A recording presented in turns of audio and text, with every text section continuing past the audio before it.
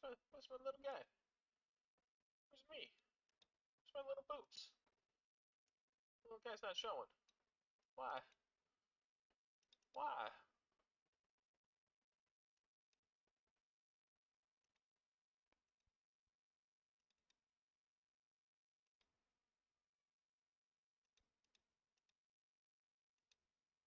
Okay. There we go. That's more like it. Well, welcome to the stream, guys. I thought I'd just stream for the night. I asked Grey Ghost if he wanted to, and I've been trying to make it on time tonight, but he might have other things preoccupied at the moment. If not, it's fine. I got my own world on Palworld. I could try until he arrives, or not. We can do it tomorrow. I'm off tomorrow. I just got early. I got a lot of stuff to do in the morning, so I thought I'd just get in a quick stream. Play some Palworld because I love the game. It's a lot of fun. I hope you guys are having fun. I decided to get rid of the chat bar in my streams because I need to redo it, A, and B, it just took up too much of the visible space when I was going through. Just seeing how I felt, like how I would want to see it. And yeah, that's the reason why it's like I made it way too fucking big and annoying. Also, the coding, for whatever reason, just got disconnected. So yeah, became a hassle. My cat's hungry. She wants to go outside and stay outside forever, but she can't do that.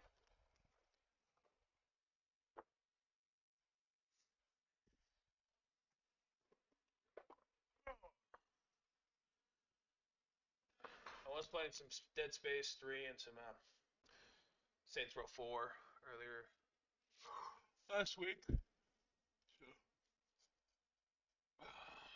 let's see.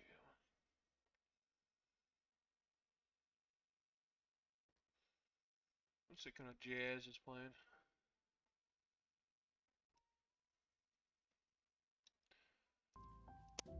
Probably go to the gym in the morning before I get any of the stuff I need done.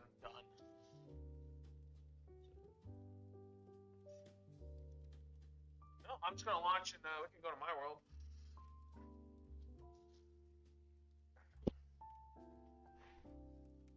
Hope everyone's having a good day. It is the weekend. Weekends don't mean anything to me anymore. Not when you work them. My days off are usually Wednesdays, but I have to forego my Wednesdays in order to help out for Christmas and Thanksgiving.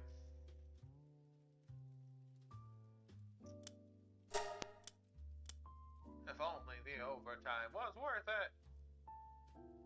It sorta is.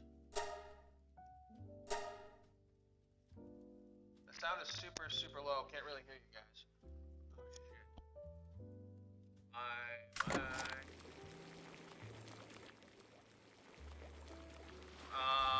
My things are maxed out. Let me check on my end.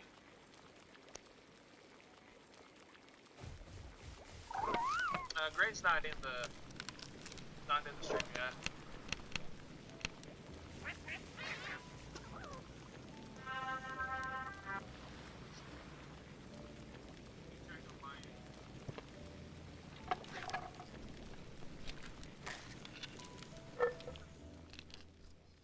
I'm gonna turn down the Palworld audio. Okay.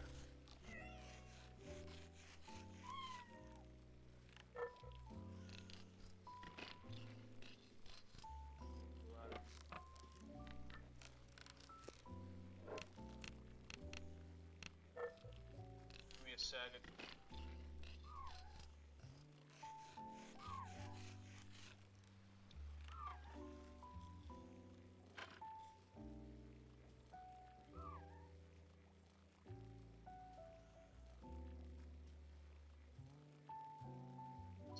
Input volumes out.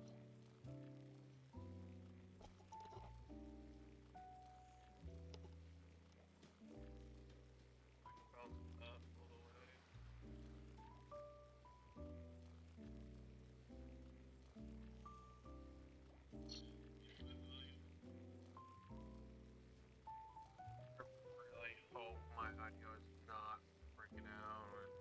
headset's fucked up.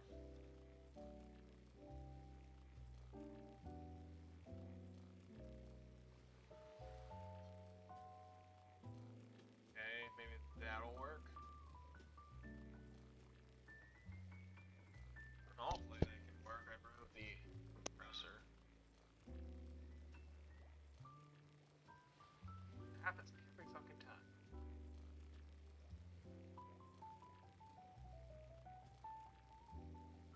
It has not worked.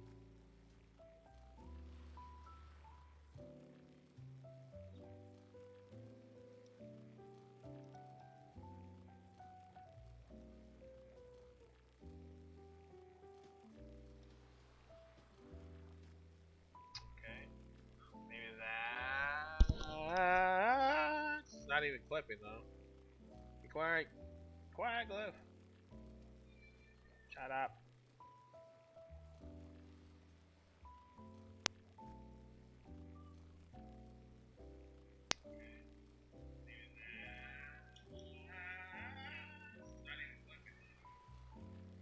How about now? I have to wait for the thing to fucking update in order to hear what I sound like coming out, and it just sounds horrible. And there goes the popping sound again, so.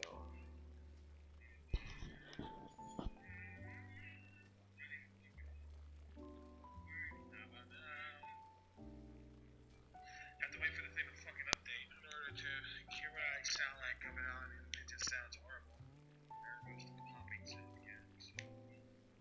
Oh, you know, that's the thing. It's like, I think the microphone's just capping out by something. Glyph, I don't want to see your butt.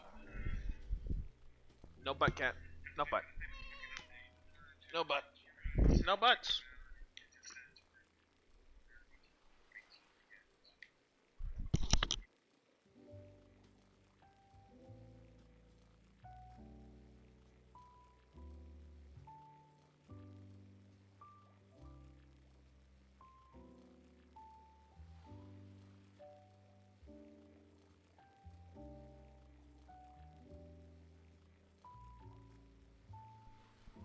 Maybe put gain back in, I don't know.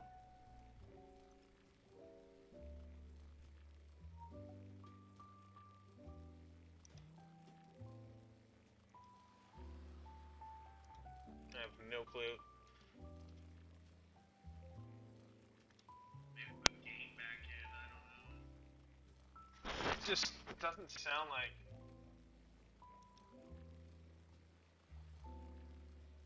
anything good.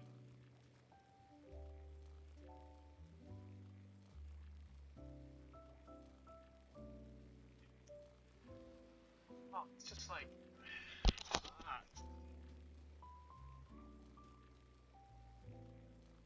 I just think it's the shittiest headset in the world. That's the problem. And I know Gray doesn't have a problem. Like he comes in clear, but for me, I don't know. It's just like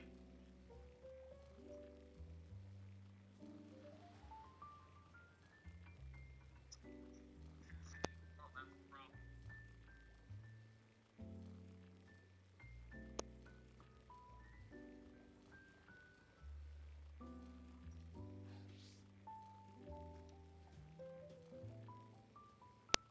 I'm trying here. I'm really trying. I am really trying to.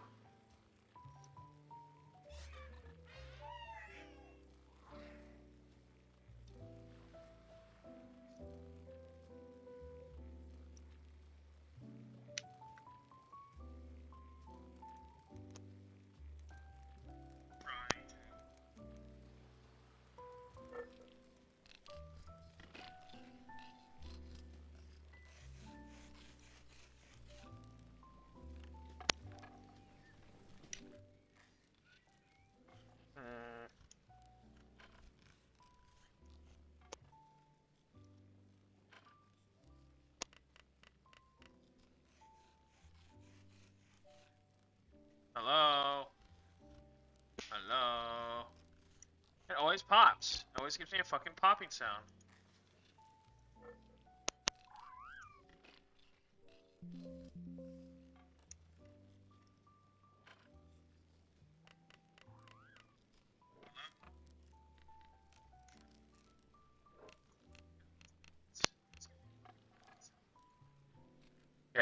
about now? How about now? How about now?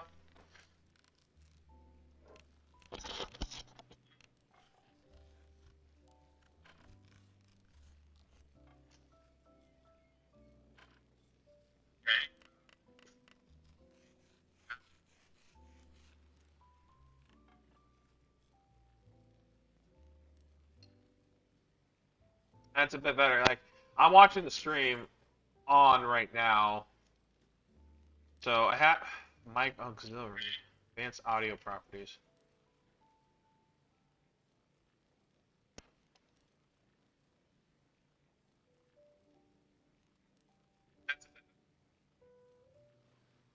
Okay.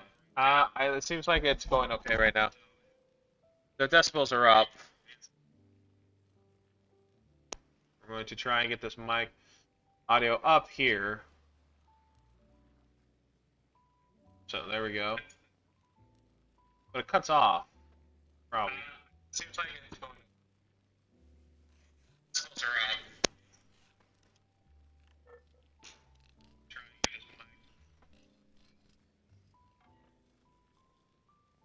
Okay, so there we go. Fuck it, why don't we just put it on max?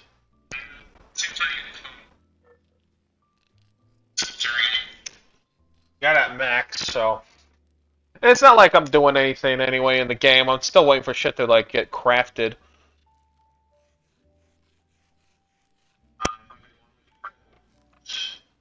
Oh, Gray's not in the stream. That's the thing, Fish. Gray's not even in the stream. So, not like I'm doing anything anyway. Still waiting for shit to like get crafted.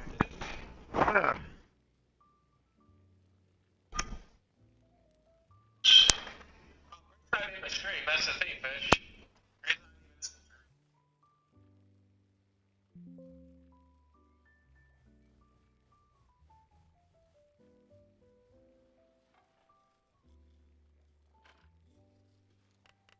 Now we have Gray in the stream. Welcome, the Grey Ghost. How you doing today? Hey. Well, been a busy day, so. Yeah. Lots to do. Well, tried grinding out some of that Dark Souls 2 speedrunning stuff. Oh, how'd that turn out? Well, in what was supposed to be a 40-minute section, I managed to make it in 2 hours and 40 minutes. A 40-minute session to a 2-hour? To 2 hours and 40 minutes. So I'm a little from 2 hours over the optimal time. Oh. Some time saved to be done. When's the deadline? It's going to be like the 20th or so. Oh, so a little Christmas special. Should I doodle some characters for you guys with Christmas outfits? Can if you want. Sweet. Yeah. Whenever I have the time, when I'm not making fucking goddamn rib roast for everyone. Nice. Oh, there you are. Alright, so... Yeah, so I was chopping in. I was going to show kind of where it was at with my world a bit, but since you're here, I'm just going to get the other one going. So, yeah. But basically, I'm at the point where iron and refined metal you have to just grind the fuck out of that shit. So, but with another player, I think it would be way more optimized. So, I think it would be way better to do that. Let's see. Start game. There we are. We got a second location last time, right? Yeah. Okay. Okay, Gray's location, and then we basically bunny hopped all our stuff over. Guys, he's saying Gray is a tad soft and there's an echo. The fuck? So I don't see an echo. Here, let me get to the live stream. Oh, is it, hold on, it might be a thing on my end.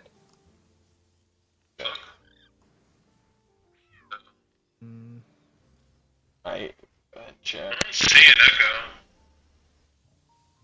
Here, let me get to the live stream. Not seeing it here either. Okay. Of all the things in my fucking streams. It has been audio has been the bane of my fucking existence. Apparently, I'm the one that also, I don't know, something with like my input's doubled or something. Of all the things in my fucking streams, yeah, I had to like play with my stream a bit to get to my audio because I was like coming out of it.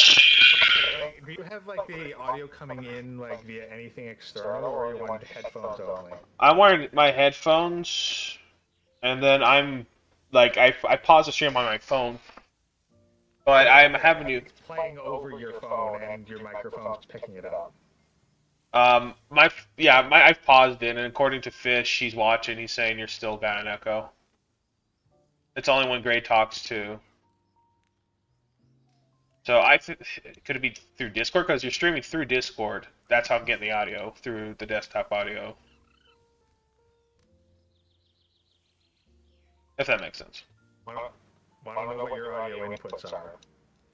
So. Right.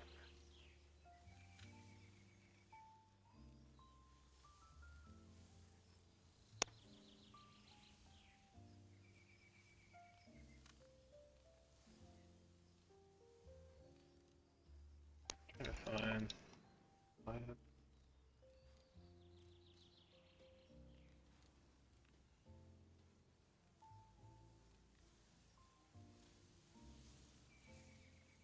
Like, how are you streaming? Are you using like with OBS? Like, what's coming through? Do you have a channel? Do you have a channel for Discord and a channel for computer sound in general? I believe I did. I mean, I've seen. What's the thing? Like, am I coming through both settings at the same time then? I think so. I think that's the issue. I have to just mute the Discord one, and then that should take care of it. Okay. Well, let's. Oh yeah, I don't think I'm looking at the levels going up and seeing which ones are going up, like when you're talking, and desktop audio is apparently linked to the one with the jazz playing in the background. So I muted that, started the Discord one to capture your voice. I just had to be careful because I would have people randomly who didn't know I was streaming just jump right in. That's why I locked the thing on the Discord and have this one. Okay, now Gray is louder than BC. Echo gone. Perfect. Okay, there we go. Cool, we're good. All right, so yeah, send me the invite. A little bit of crosswire here there. Now let's get Gray in here. I'll probably need to do something else. That's let's copy and paste that.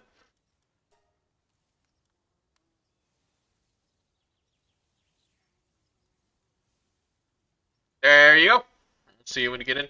We just found a new location, so I'm going to just open up a new audio thing for the jazz. Helps me focus when I'm playing games like this. Hmm. I play like passive jazz in the background.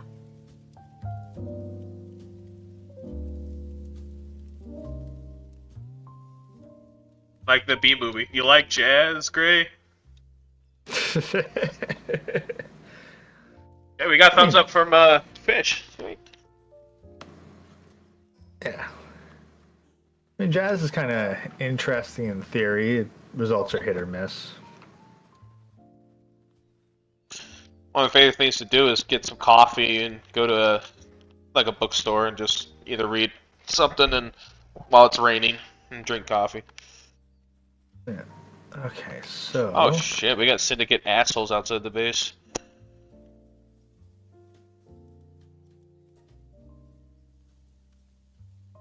Need a cardinal direction. I don't know. Like outside the base. Oh, there we are.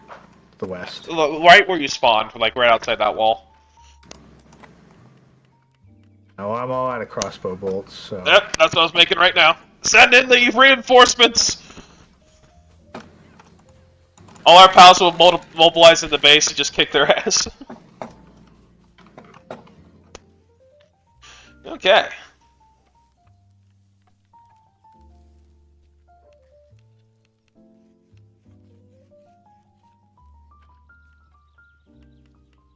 I'm just gonna leave OBS open like this and just not mess with anything. The only thing that I'm trying to figure out is, I know there's a popping sound, but I think that has something to do with the hertz or frequency of OBS. Oh. Yeah, I'm not sure what's up with that. I just think it's just a shitty ass headset because this is my backup headset. My other headset broke earlier this year. My studio microphone broke on my move down here because that's what happens. Go to Walmart, get a $15 Walmart mic. Yeah.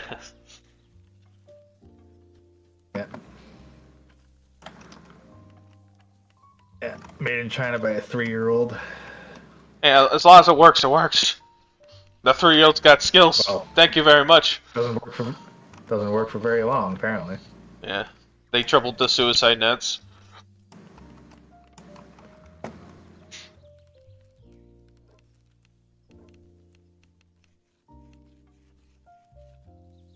Alright. We took all the resources from the previous base, right? Yeah, we picked everything up and closed it down. Perfect.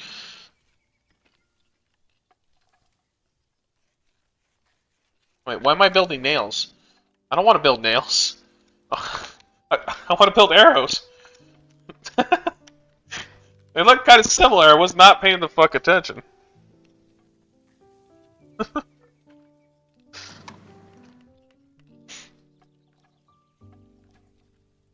Ugh.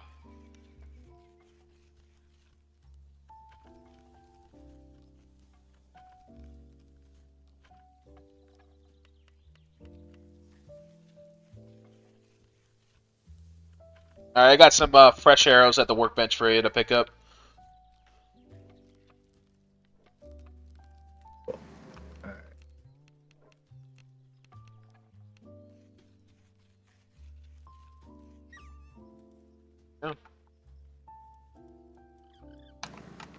We got pelt armor, we got that, we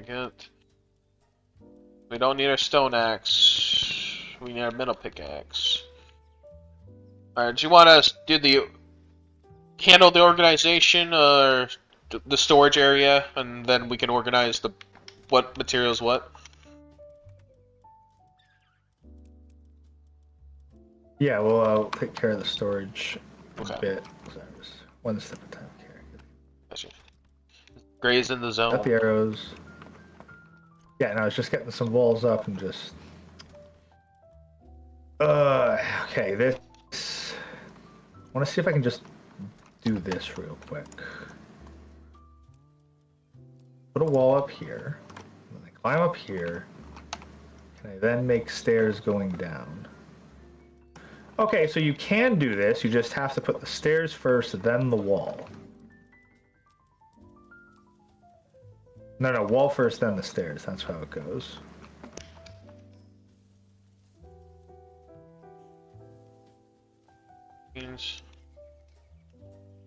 Alright. So we got our food rotation for the pals pretty much going. Yeah, food's taken care of. Build cookie pot, build wheat plantation, build mill. I think certain pals drop wheat. Probably look for it. We'll get a depresso going here. You should help with the mining. This will help us get logging and stone. I'll go out do a resource run.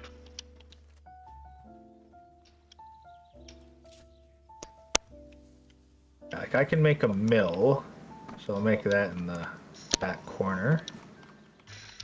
This will help us make flour and other stuff. I don't remember what. There's certain ingredients. I mean, if we find like pals with like a certain jelly, we can make a food that gives us bonus XP while we play the game. Nice.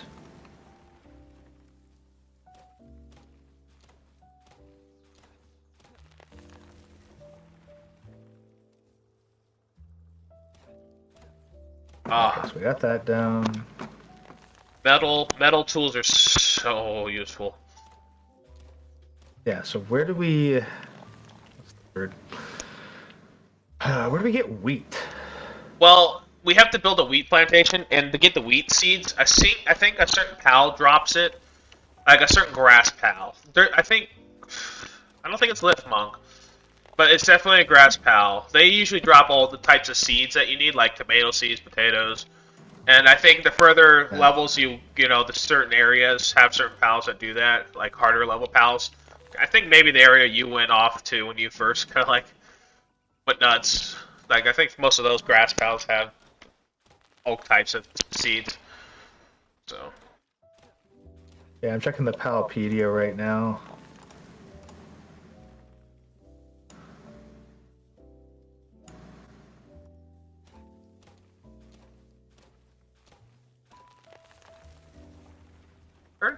Hey, Ash! Oh, Chronic's streaming right now. Yeah. No, yeah, wait. It was just going on the Chronics asking if people wanted to come on. I'm thinking like, I should, but You're good to go. But I've You're been good to go, man. dedicated to this. Oh, you're fine. Alright. Chronic is our leader. We must answer the call when he asks. It's okay, man. I can just start working the world a bit. If you have to go, you're good. I mean, I have all day tomorrow.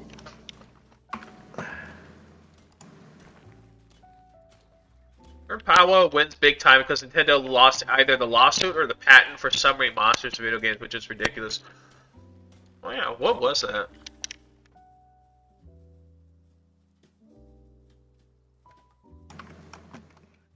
I haven't heard any other updates other than something happened with a patent that they were trying to like put forward to like capitalize I heard on. they haven't been doing well with it, but I don't have the details. So. Well, Nintendo shouldn't have been full DEI. Like most game companies.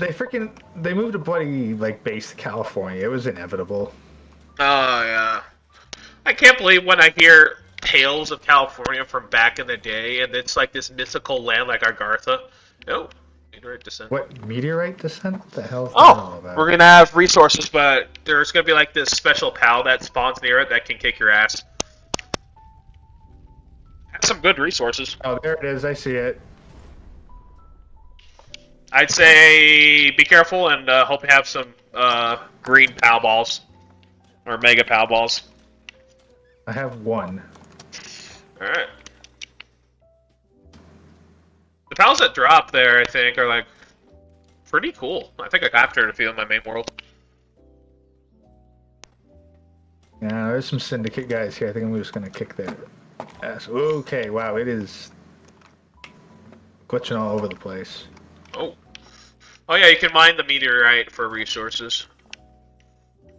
Yeah, I gotta deal with these guys. Gotcha.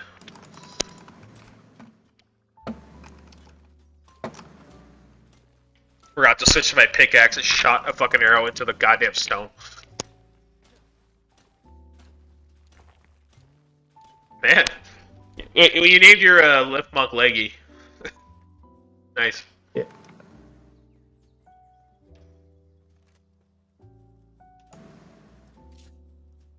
Well, Ash, all I can say is if you're playing, I recommend playing Palworld. I mean, I think it's enjoyable.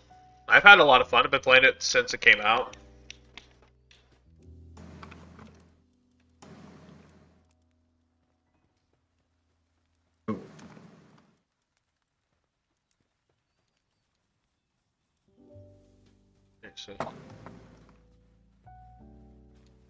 Okay.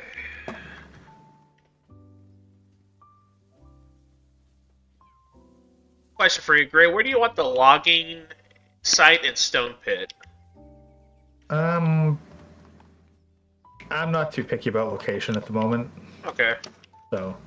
I was gonna get it started so the pals can at least get us passive resources so we're not having to mine all the time, so I'll pick a good spot.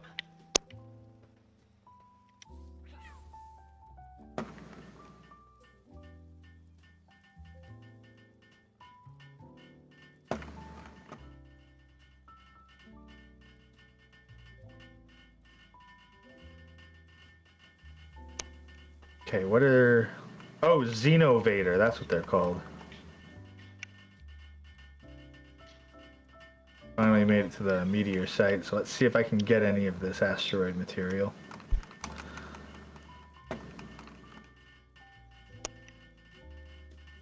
I mean, the Xenovators are only level 15. I can theoretically get them.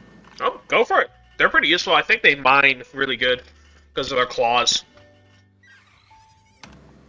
So we got Depresso's gonna work through the night. That's good. Just like most people who have dead end jobs work through the night.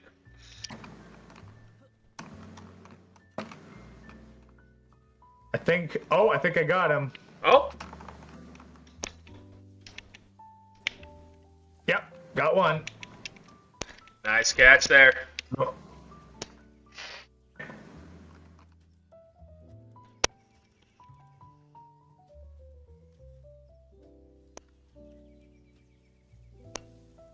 Oh, your rocky egg is ready to be incubated. I'll let you do the honors. Oh. Come on, just 1 second. I gotta.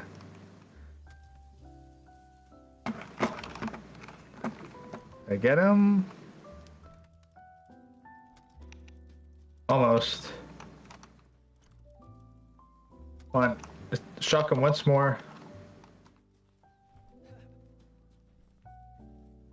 Yeah, we'll just bugger off. Oh, I caught the second one. Right on. Yeah, and that place where that meteor came down is apparently fairly abundant in iron ore as well.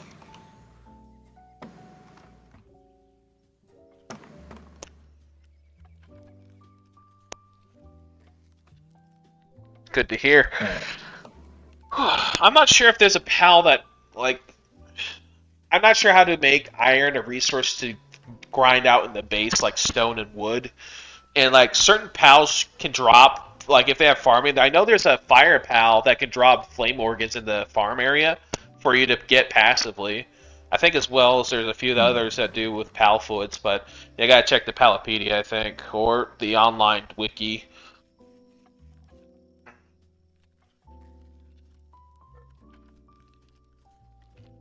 I'm just making a shit ton of PAL spheres for myself so I can go out and get more resources. And catch your PALs. Yeah.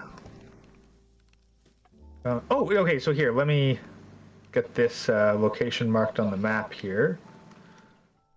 Then I can come out here and mine when we need more ore.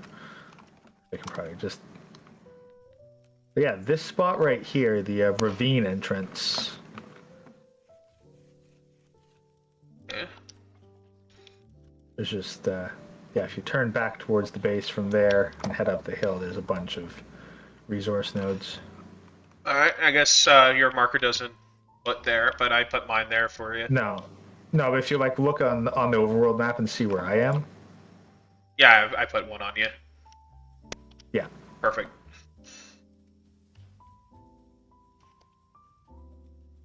Yeah, I'll gather this up and then I'll just drop off a shipment at base. Yeah. Yeah, high quality workbench for some reason doesn't let you produce PAL balls. So I had to build a primitive one. Well, no, we use like the PAL sphere bench for that. Oh shit, we don't have that made. That's right. PAL spheres need wood. Damn, used a lot. All right, you little slaves. How much wood have you produced? 0? Someone's getting a whipping. That's a paddling. I'm gonna have to get more wood. While I'm out, I'll capture some freaks and try to get some wheat seeds. What do I remember? Was it at the Chillet? Or the Fort Ruins?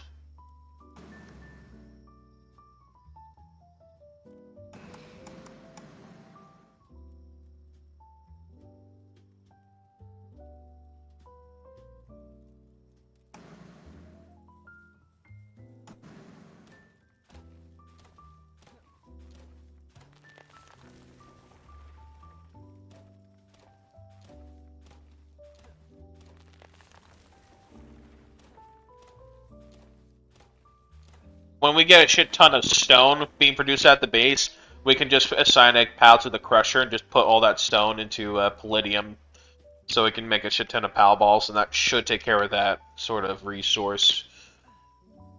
Cool. Alright. Keep to the grassy areas, should find PALs. Oh, so you wouldn't think, but the lantern from the ancient technology list is actually super useful for night PAL hunting. Oh.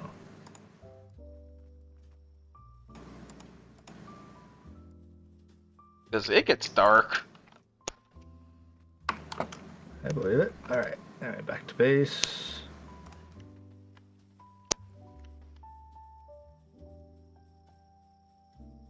Everyone's shitting on the new Metroid. Oh. Oh. As someone who I have been cautious about it, from what I've seen, I don't think I'd want to see it. I don't think I'd want to play it. I've been seeing it all over X. And I'm like, I never played a Metroid game in my life. Last thing, I went out of my way to get like the Prime remastered collection 1, 2, and 3, for the Wii. You really like that game? I'm a big fan of the Prime collection. I'm a fan of Metroid in general. Oh. So, yeah, I haven't exactly been super thrilled with what I've seen for 4. They turned into an open world. Which is not... I mean, Metroid's had its kind of open world-ness, but, like, riding around on a bike? No, that's not Metroid.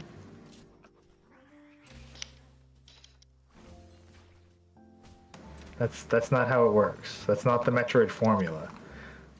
Like, there's literally a guy who has made detailed videos breaking down exactly how Metroid games are built. Like, the Metroidvania genre is a thing. Fucking open world travel?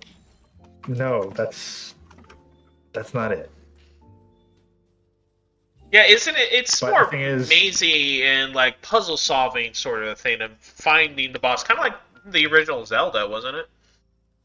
well, no, it's closer to well, I mean, Metroid really, it's kind of like, imagine like the Metroid, it's kind of like a Zelda dungeon more so. Like, you really, if you took the overworld out of Zelda and instead made it a bunch of dungeons in a larger meta dungeon, like, that's closer to what it is.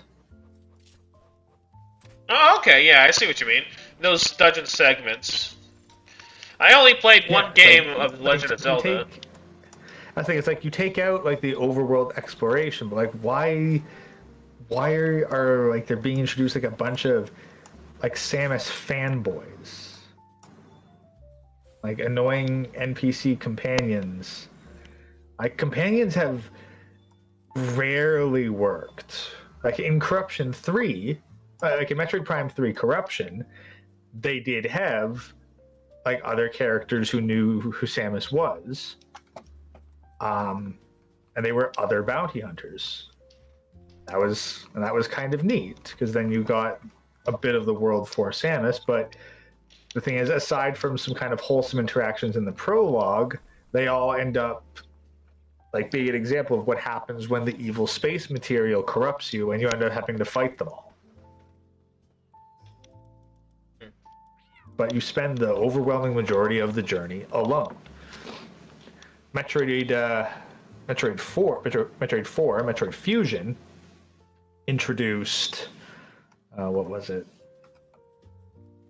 Anna Malkovich, the idea of Samus having a superior officer during her time working with the Federation, and then Metroid Other M came along and just butchered the writing for that. Like, you'd think Metroid with Ninja Gaiden would be fucking amazing. Like, how could you fuck that up? Well, apparently you get someone writing the goddamn dialogue and you have a fucking back and forth story, and then there's some bullshit with Ridley, and Samus ends up having fucking PTSD. Like, oh god. Like, she's had like minor amounts of hesitation because Ridley shows up, but never full-on trauma that's gotten other people killed. Wow. Well, Metroid Other M was already fucking bad. The only thing I know about Metro, And I've I never think, played a single Metroid game. The only thing I knew about is like playing the original Smash Bros. 64. I'm wondering who the fuck's this person? Who the fuck's that person? Oh, hey, it's Mario. yeah, Who the fuck's this guy? Like, then like being familiar with the oldies, you know, angry video game nerd and shit like that. I'm like, oh, okay, I can see why this would be appealing. You know, I probably would have enjoyed it if I was younger because I like the side scroller games like that. You know, big fan. I played all the Mario Advance games, and I like the puzzle aspects of it. And not a huge fan of maze-like structures, but I think I could get over it with the fact that Samus's armor looked really cool. yeah, I know that's the thing. And I didn't even know that Samus was a girl for the longest time. I didn't even know about the word Samus, about the name Samus until Smash Bros. Because I started with a borrowed copy of Metroid 2, Return of Samus. So like, I guess maybe I forget whether or not I actually put two and two together.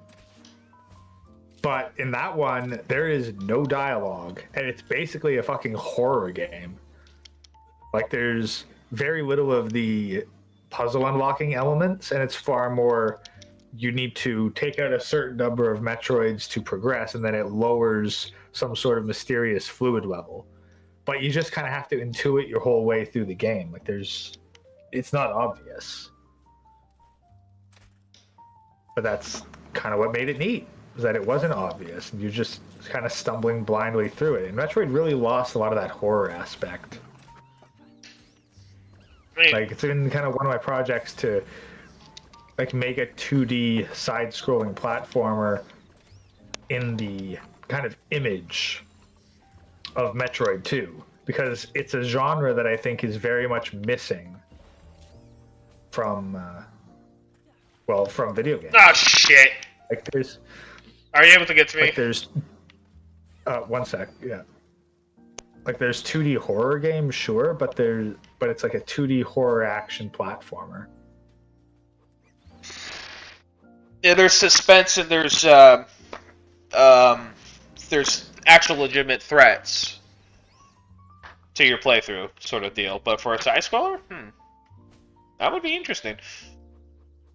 Yeah, no, Metroid 2 is just a very interesting way to do it. Okay, so yeah, I was headed back to the base. Where are you? I was crawling to the base. I'm in an open field next to that Syndicate camp. There you are. My Captiva. Yeah, I'm heading towards you. Captiva capped my fucking knees right as I captured it. So like it spit its attack as the ball hit it and captured it. Up to your right.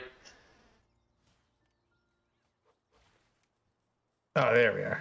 Hey, how's it going? Right next to you. Right behind you. Right behind you. Oh, there. For some reason, like, it wasn't given anything higher up. Like, it wasn't given any other indicator. Yeah, I hope they put through a huge update that fixes everything, gives us way better building. But, you know, we'll play until then. Watch as it bricks our entire world that we built up. I'm like, hey, okay. Yeah. I mean, that's kind of to be expected, honestly. Yeah, that's what happened to one of my like longest running worlds back on the Xbox when I was first playing it. I was so far. I had metal buildings, and I had 4 bases, and then all of a sudden I kept just my character just fall through the wall the ground. Well, honestly, that's kind of this is what kind of bricked my stuff on Conan Exiles, was they introduced an update to make living settlements so that, like, when you had your slave companions called thralls, like, idle in the base, they could actually wander around, kind of like how the pals do, instead of just being locked to one position.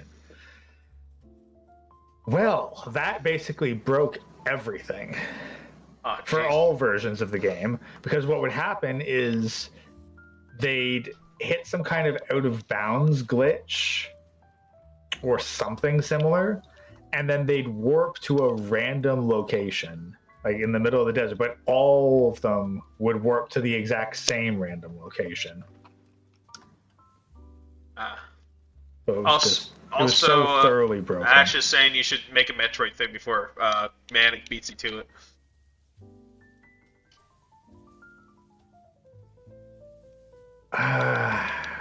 God. Okay, if I can find a way to fucking pirate it, because I'm not buying a goddamn Switch just to play Metroid. I'm not gonna buy a Switch just to play a game that I don't think I'm gonna fucking like. If I Here, can great. find an Here's emulated my copy piece of on the shit. pirate. It sends you a fucking Switch that's held together like duct tape. Oh God. I think it's just collecting dust. Like, I only played it for Super Smash Bros. Ultimate with my friends, and Sonic Frontiers, because I'm a. Does it even work on a Sonic Switch fan. 1 though, or is it a Switch 2 exclusive? No, just. Then Oh. do I have to go get the fucking $30 amiibo to unlock the music too? Oh, say what? Yeah, no, that's one of the big things is that in order to unlock the music on the disc, you gotta buy a $30 amiibo. You're joking. Nope, dead serious. What happened to just unlocking it in game? Is that a myth nowadays? No, apparently now this is how Nintendo does DLC. They lock it behind fucking amiibos. A statue to appease to the fat neckbeards who have oh my god. I don't want to be the guy who's like, no, you can't enjoy this. You're a grown ass man. It's like, but I have such a hate boner for whales and people who literally just use their entire paychecks to just buy all the shit for a game. Like, even if it's Goy Slop. Like, I have the same reaction to them as people who, like, Bronick sees Marvel people who enjoy, like, Marvel slop. It's like, I get that games are a lot of fun and a really good experience, and all that. It's just this mentality of, I have to buy everything day one, all the things, all the skins, for, like, multiple games and franchises to keep the corpse alive and give corporates, these people this fake incentive, like, oh, we just keep doing what we're doing, and somebody's going to drop like $100,000 on this game over time because they're so addicted to it. Like, you wouldn't catch me dead if Palworld all of a sudden is like, in order to get this exclusive PAL, you have to buy a $50 PAL amiibo. I'd be like, nope.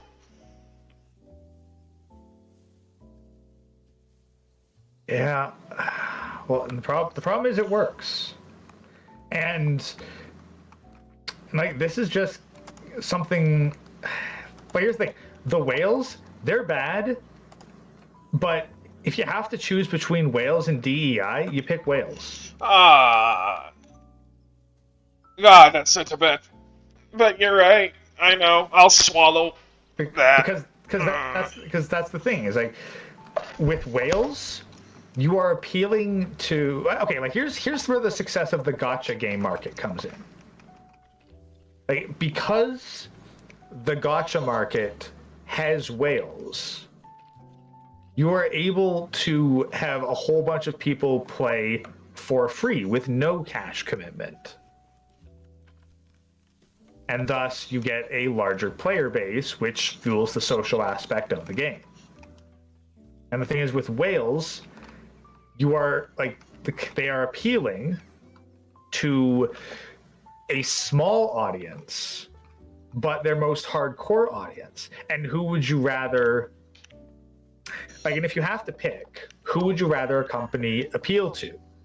A smaller number of people, but ones that are actually dedicated to the product, or a larger number of people who are at best trend chasers?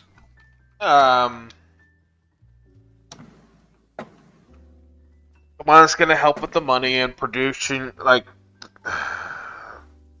sorry, The ones that are going to keep the game financed. financed. Yes, that's the hard pill to swallow. I think it's old-fashioned to go back to games where complete with no DLC and you just lock things by playing the game. I know that's a far-gone dream that's never coming back. No, absolutely not. Some games can do that.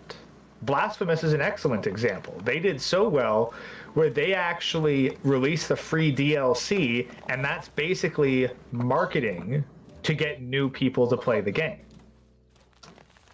I mean, with the apex of that, like, pay-to-win system that came in, that also was incentivized by this sort of model, was Battlefront 2, and we all know how that got legal attention during that whole thing. And that's what started this, I would say it's not what started it. I'd say it was basically what the furthest game companies realized how much they could get away with that, and have been doing so with like laws nowadays that I probably haven't been keeping up on. But anytime there's gambling, that's when the problems kick in. Because if you're gonna add freaking gambling practices to your game, well, you're gambling now, and it needs to be treated as such. Oh, this guy's selling illegal pals. Oh. Why are there guillotines in here? I don't know. I caught a scoot. Gray, why didn't you build the base next to a creepy dungeon mine shaft with a guy who has shit ton of guillotines and pals that are illegal? I mean, it's a good location. Like, nice open area. It's kind of scenic, highly defensible. Sure, the neighbors might be kind of the neighbors might be kind of shit, but you deal. Some kid just like hopscotches from the tunnel. A hand comes out, and grabs him. He screams. I guess he gets pulled in. I mean, maybe it's not the healthiest neighborhood.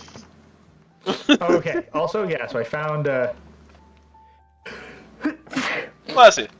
I tried my first boss. Well, my second boss, I guess. Scoot, a dine and dasher. Scoot. Because that's totally. Yeah. Because apparently dine and dash is worthy of the fucking death penalty or something. If you go to the settlement, there's a ninja guy that will probably cash in your bounties after you kill those bosses. Yeah, seriously, freaking dine and dash are worthy of the bloody death penalty. This place is hardcore. Well, what kind of diamond was it? I mean, to be fair, if he's a serial enough dine and dasher, he very well could have felony 10,000 after everything's all put up. Glyph! Stop drinking my milk. That's my milk. She's drinking my fucking milk. Glyph, you asshole.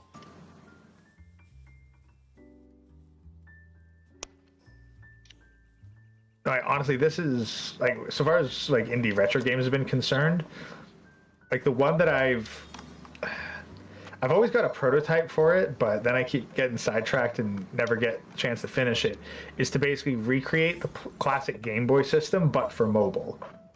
Oh! I think they did that with Sega for a minute. I was able to play Sonic CD on my dad's iPad, with his iPad when he first got it.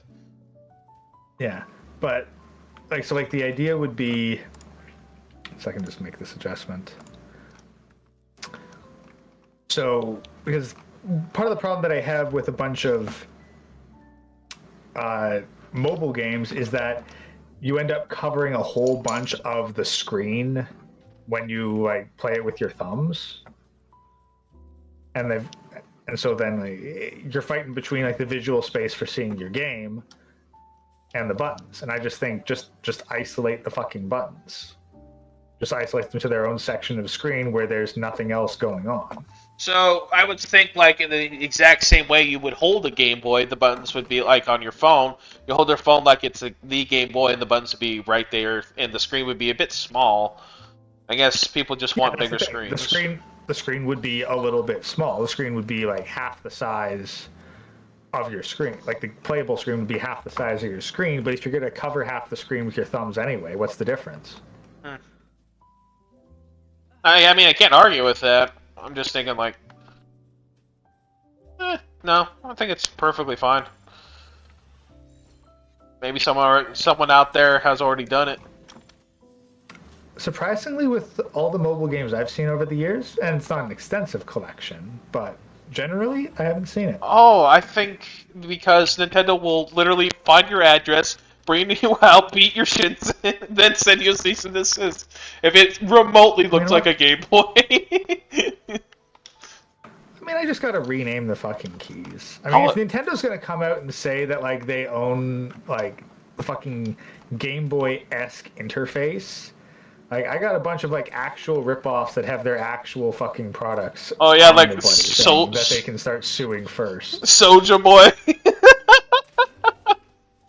Oh, fucking Soja Boy. I've got one that's it's literally a false Game Boy, but it's since the Game Boy sizes, it's got a whole bunch of classic Nintendo NES games on it, but it's the size of a fucking Game Boy.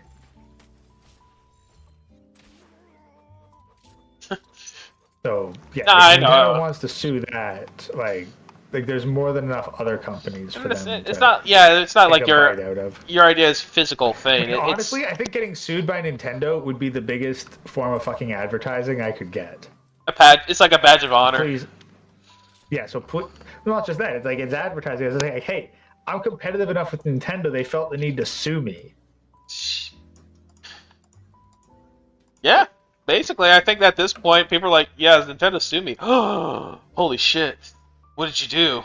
I just I had the letter A on this button, and it was a little bit too much like their A on their button.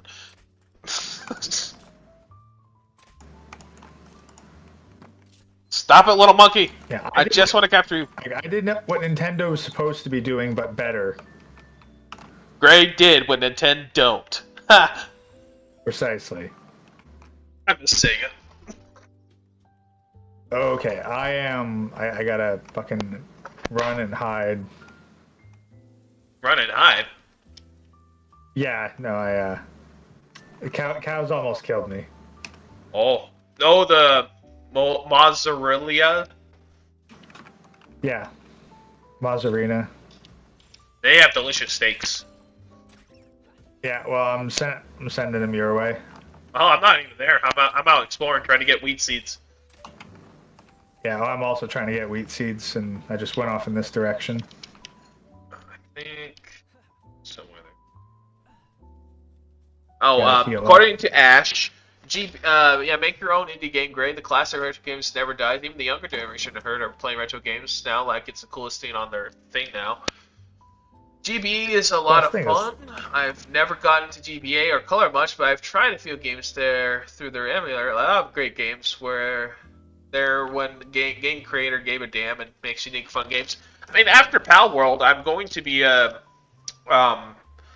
after Palworld, like on the side, I'll be doing. I had installed RetroArch on Steam, and I got my emulators running for the Nintendo 64. I was gonna do streaming some, retro games there. I really wanted to get the Game Boy Color for Warrior Land 3, but I can't find the emulator for that anywhere. Huh. Interesting. I think I went over to utilize my VPN to look over at Japan to see if the emulator was there. Nope. I don't know. I'm sure there used to be emulators for that kind of stuff. Like, imagine they've just been hit by cease and desist. But I'm sure if you just look in the right places, you can find them. Or set a bounty out. Well, the ammo. Dude, I got a lucky lift monk. Okay. Alright. So I'm just checking this area over here. I got a lot of crossbow ammo. My armor's damaged, so I'm going to have to return to base soon. Was I already here?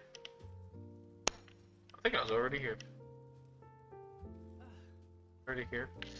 Alright, I'm still in the lower levels area, so no wheat seeds are going to be here. The monkeys only drop mushrooms, the monks only drop berry seeds.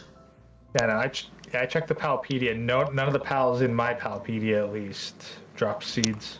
Yeah. Wheat seeds, specifically. Oh, yeah. Let's build a sphere workbench so I can at least get mega pal balls going. Pal spheres. I'll head back to base. I only owned a Game Boy back in the day. Well, I was gifted with the Game Boy Color when I was a wee little lad. Oh, also, Gray, your egg is ready for incubation.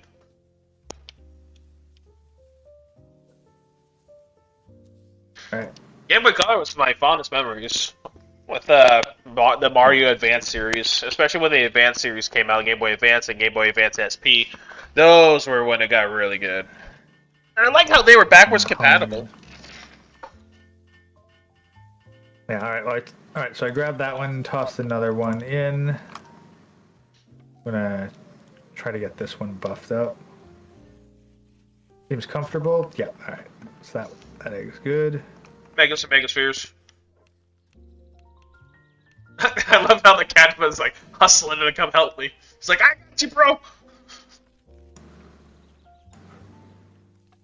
We are so low on wood. Jeez. Do we have a logging foreman at the base? Like just what, a logging pal or? A lift monk would probably do the trick. They'll go straight to the logging. Active has only mine and do handiwork and transportation. I can do without I can drop in my lift monk. Sure, I'll take my firepox. Firepox parks out. Who should I take with? Let me see. If you don't want to take him, I think you can give the monkey. Yeah, he does logging and transportation. He does seeding as well, handiwork and. I took something. I'm looking through to see about who else I want to take with. Oh, he does gathering and planting. You can also give him an assault rifle. No, I'm good. I'm gonna leave that there, and I'm taking a Nightwing in his place. Nightwing saddle is one of the things I can make as well. So one pal we're gonna need later on when we get upgraded is, or following the main quest, is we're gonna need a pal that can traverse water at great distances. all right. Let me see. Do I have? I mean, can Chillet do it? It looks like he can swim. I don't think he's a. Maybe I haven't. I don't know if they updated it. Maybe. Shit, I have all these technology points. I gotta spend them.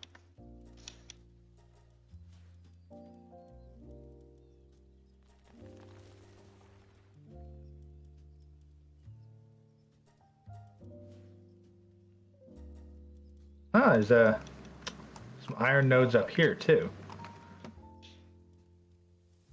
I'll do just a bit of a harvest run.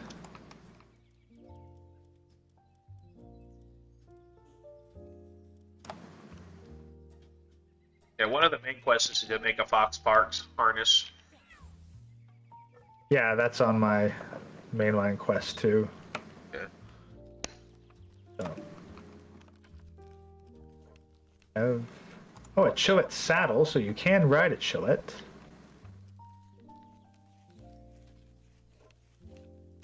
Chill is Louis' favorite pal in this game, and he said he just wants to make an entire army of it. And piss me off because every time he does a base building game like Fallout 76 or whatever it is that we're doing Minecraft, he just builds rectangle hut and calls it good.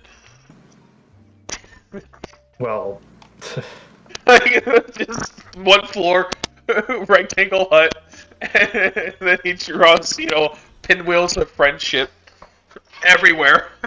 Find them all over the map. I'm just like, Louie! And he just laughs and hides underground. no, Louis, you got it backwards. The ones who made the pinwheels weren't the ones hiding under the floorboards. I just remember we had a huge Minecraft realm a couple years back, and I invited him on there. Of course, him and another friend of mine who's actually from Germany. I think it's Victor. We're just both doing that shit. And we had 12 people. Like, what in the fuck is this?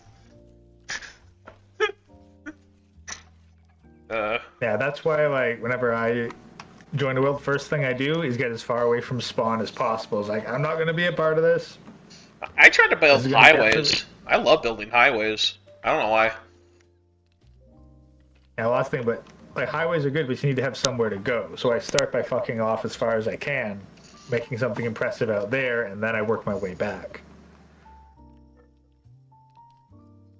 First night, yeah, that's I think on your server when you're running, are you still running it? No, that's shut down. I need to set everything up again. Well, I remember I fucked off 40,000 blocks in one direction after I spent I think a week on making this little hub area that whoever joined it could get resources or chill out, like a little gathering hub. I enjoyed building that. Then I just picked a random direction and went whee! I went super far in that world. Yeah. Do we have We don't have an icebox yet, do we? No, we don't. I am building something that I think you'll enjoy. Yeah, we need more ingots for an icebox. Yeah, we're starting to get into dipping into that early mid game where iron's going to be the one resource we need all the time. But check out this grappling hook or grappling gun. Go for it. All right. How do I use it? Well, you just equip it and shoot it, and if you shoot the ground like away from you, you can like theoretically like pull yourself up in the air, disconnect by using your grapple or your parachute. So if you aim like at the ground further, disconnect and like or jump, I think it is, you can like fling yourself with your parachute, kind of like when you're sliding. But it takes some time to recharge, and that's only this small one. Yeah, like that. Yeah, just like that. I find it really fun. And it's really handy getting out, because it reminds me of when I was playing Apex Legends a lot, when it was... Oh, shit, your egg's a little cold. I'll heat it up a bit. Oh. It was... Well, it turned night, so... Yeah, when nighttime came, it changed up. Right. Let's get you a heavyweight I'm model. trying to empty out my inventory. I'm going to empty out my inventory, and then I'm going to go get us some more metal. Gotta find what I can empty safely. Hi, Cliff. You have something to say?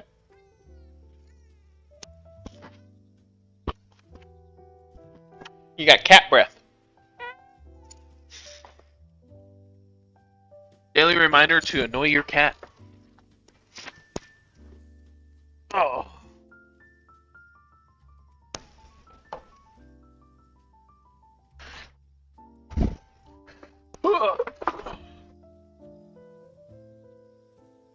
Just like a man, living life in a simplicity is a great skill, like those memes where you see an empty room with a video game console, chair, a snack, and that says, man, can't be happy with just those. Yeah, that sounds about right. I think it's quiet, and that gives us time to think. When it isn't quiet, we don't have time to think, and things fall apart.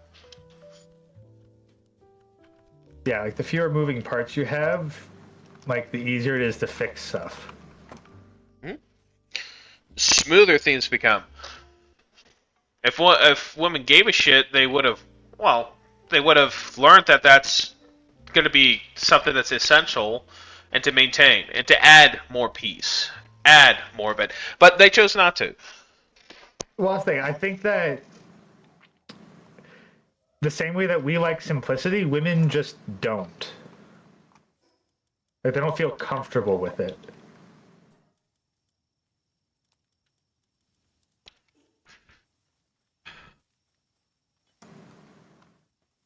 Yeah, it's like I see it every day. I'm like, I don't have to deal with any of this BS anymore, and I'm kind of grateful for that. I'm tired. Mostly of the time, I'm just fucking tired. And I'm tired of thinking about it all the time, and I'm just tired of hearing about it all the time. It's like from people's... I don't know what I'm saying. I'm just physically fucking tired. So... I think that's just the general consensus. That's why, like, the word of 2025 is fatigue. Black fatigue,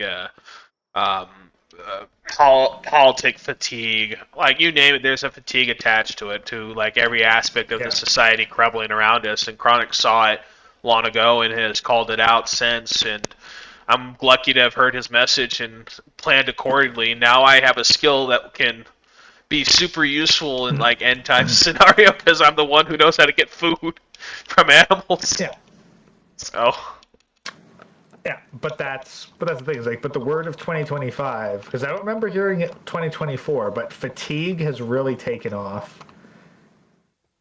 and I think that's just it. It's like everyone's tired now.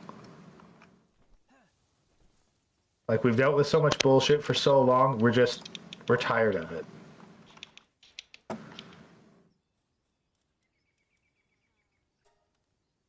Oh shit. I'm gonna make a shit ton of PAL spheres while we have them. But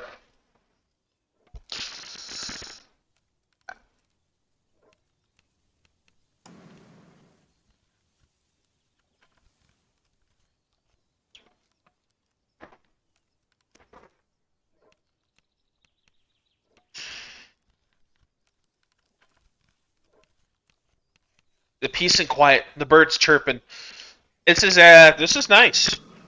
10 years ago, if you asked me, I probably would have been like, I'd love to, be a part of that chaotic mess. 5 years later, I'm like, why did I want that?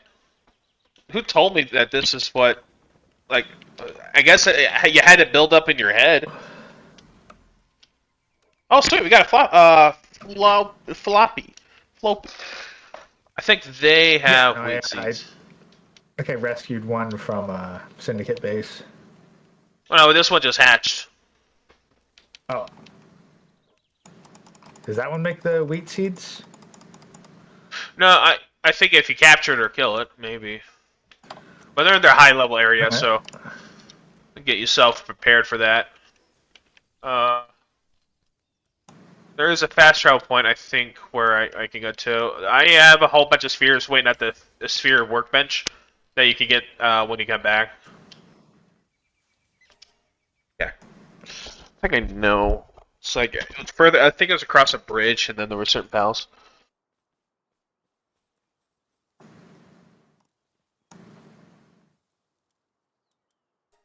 Ah. Hold on. The jazz stopped playing. It got copyright struck by Nintendo. Yeah. There we go. The Bible designed women to be a man's helper to raise a home. Now men just do everything to make a home for women that not even theirs. God is good all the time. Sorry, old Christian Bible study habit. You're all good, Ash. Yeah. I don't see it as more of like God wanted to give Adam a gift. That's the best that I could think of. I'm not gonna sit here and pretend I understand God's motives. I have no clue why, or maybe. Well, that's the thing. I was like, that's why I looked to like a bunch of the evolutionary study stuff, because trying to figure out like what the Bible wants. The problem is like the Bible is instructions, and it's trying to piece together reality. So like there's the Bible can tell you like how women best fit into a society, but they can't tell you why. Whereas trying to understand, that's why I look to more like the behavioral sciences or sciences in general to try to understand why. And the Bible's not going to give you a clear answer because, oh shit, I got wheat seeds and some carrot seeds actually. Like the Bible has say like, well, God wanted them to be this way, and it's like that's just my interpretation. Fuck! I got one shot even with my shields up. Where are you? Okay, actually, there's a giant Relaxosaurus that is. Yeah, that one, that spot. Yeah. Yeah. He wasn't even aggroed on me. I just was across. I think he was shooting at the Free Pal Alliance, and I just was in the crossfire. You didn't learn from me fucking around in that spot, huh? But I think this is where you get wheat seeds. So I gotta poke my head in a little bit, But if you can get to the fast travel point, crawl your way back across the bridge as best you can. I am. He's going towards the Freedom Pal Alliance. Man, that thing is just brutal. I have to find a way to, like, jump around him. Yep. I'm almost to the bridge. I'm at the cave entrance, or the, whatever you call it, the arch. Yeah, yep. Yeah, I see you. Appreciate you bailing me out. I got wheat seeds, Gray! Whee!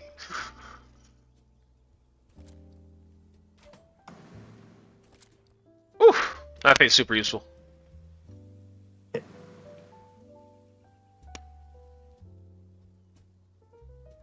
Alright, so I only got one. I think it takes about 3 or 4. Alright. So what was the bugger we needed? It's a like blossom looking creature with thorns like a rose on the head. Bristila. BRTILSO. Ballpedia! Sometimes I have a hard time with words. BRISTLA. Bristla.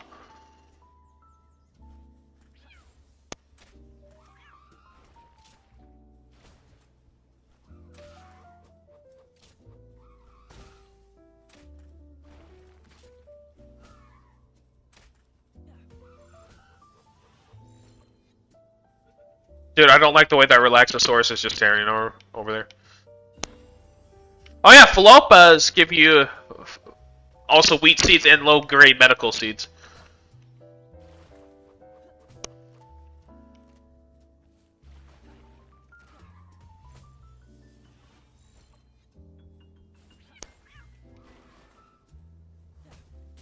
Come on. Come on, come on.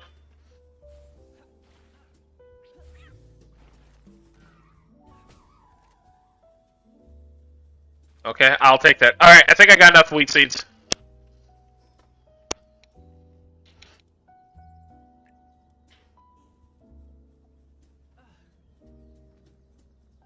Oh shit. Yeah! Yeah. How did my shields go down? I'm out of here.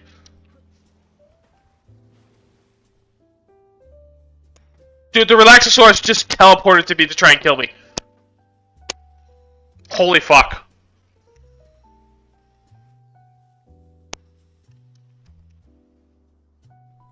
I'm out of here. I got the wheat seeds. I'm gonna go build the farm. You okay?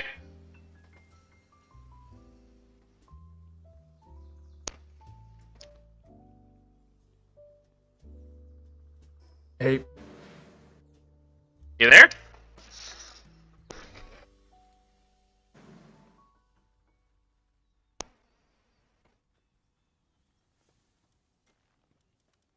Oh, you there? Yeah, I was trying to hear you. Yeah, we got enough wheat seeds. I just need wood, and we're good. Yeah, no, sorry, I gotta replace my fucking Wi-Fi extender, because, like, it just, every now and again, it'll just randomly drop, but it doesn't drop from my phone. So it's 100% just a fucking problem with my own Wi-Fi extender. Or the kids were telling me, hey, skill issue. I'm like, oh.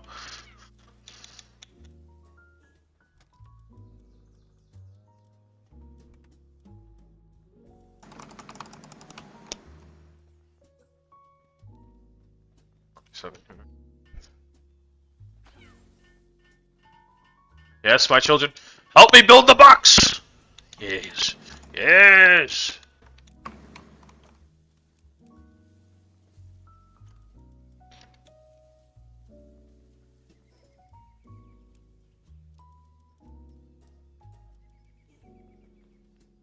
Okay, don't fuck with a Relaxosaurus. And don't play nice. I caught a floppy. Maybe Nice. there's wheat seeds from a floppy. That's what it is. There's some there. Nice. Yeah, these guys are a little high level for me, so I'm just trying to find where the Relaxosaurus got to, so I can avoid it. He's around that area, and I don't know how to explain it. He was like far away from me, and then he teleported. He's at the bridge. He's standing at the bridge, like literally between me and freedom. Well, you got the grappling hook. Can you get up to the top and then parachute down? Then I'm just gonna try to go around him. I guess that's a warning to players to be like, this ain't for you, cuz.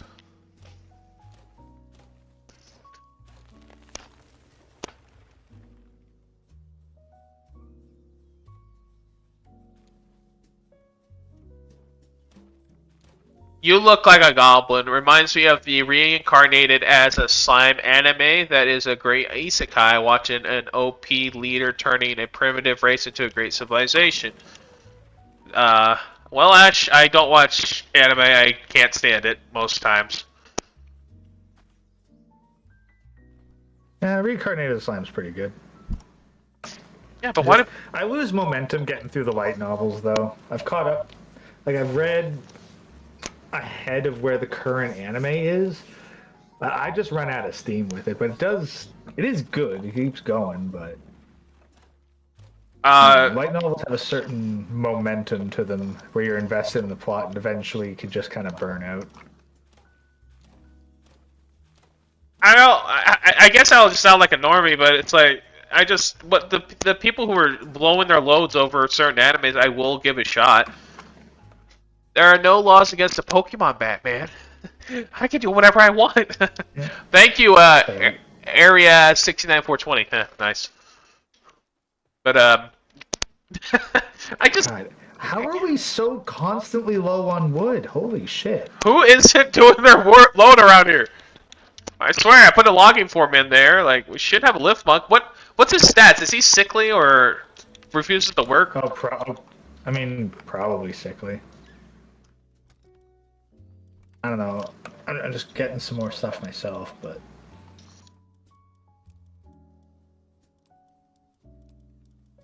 I got the wood here. Nah, he's in good condition. He's just a lazy fuck. He's making 8.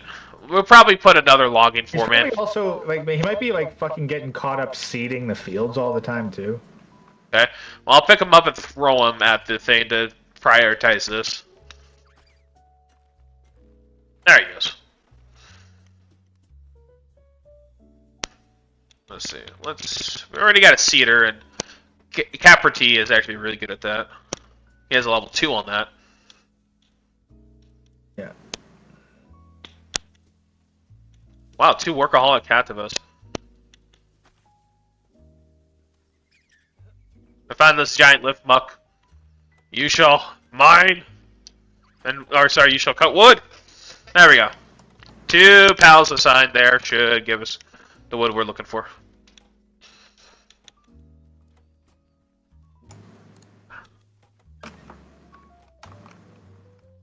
And with that, I will build. The fuck was I gonna build? Wheat plantation.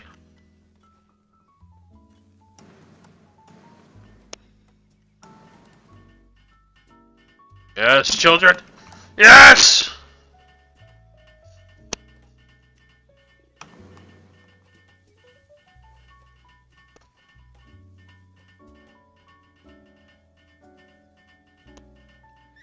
Alright!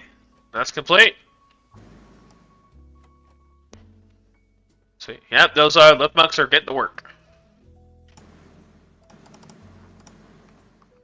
We just need to build a cooking pot, and I have the ingredients right here. Oh. This will open up more menus for cooking. Yes, pals, swarm! Use your hammers.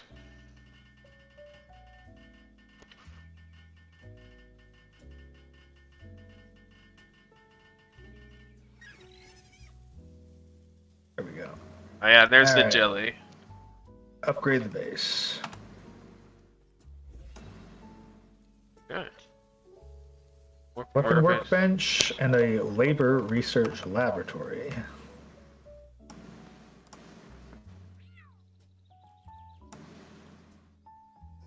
The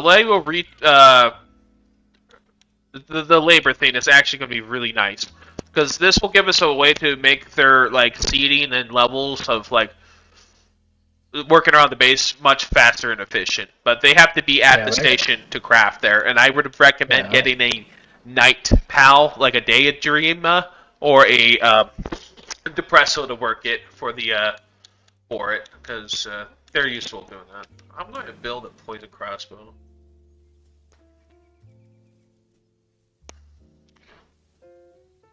I think do resources get shared between PAL bases? Yeah, All the PAL bases are universal. It's just the materials stored at the base that need to be transferred. Okay, but like, can we like dedicate one to being like just a logging camp? I mean, if you're gonna have a base, one base is gonna probably want, you probably want a lot of stuff there. If we have 2 bases, I can put a logging there and just kind of recreate what you got here. Well, that's the thing. We don't have a second base. We got rid of Right. We got rid of our original. If you want to place a second one down, we can. And then just utilize the space like this, it'll just double our resources altogether. I'm gonna go get started on location I had in mind. So. Yeah, you work on that now. All right. Just the resources I'm gathering for this space are going to be put on hold. Try to utilize what you can. Yeah, because I kind of had dibs on the location for this one, so you pick the location for the next one, and I'll focus on getting this one operational. Yeah, ones with less creepy neighbors that sell illegal pals.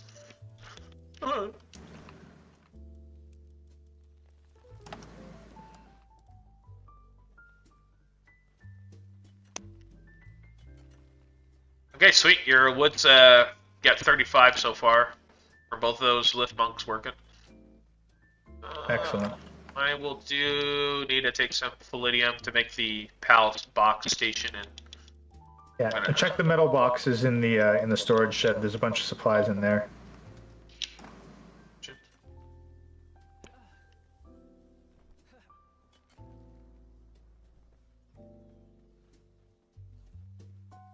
Storage shed. Yeah. It's. Oh, you're making metal boxes. Yeah, you made those. You made the metal boxes, and then I started moving storage into there. I was putting everything over in the other area. Sorry. Oh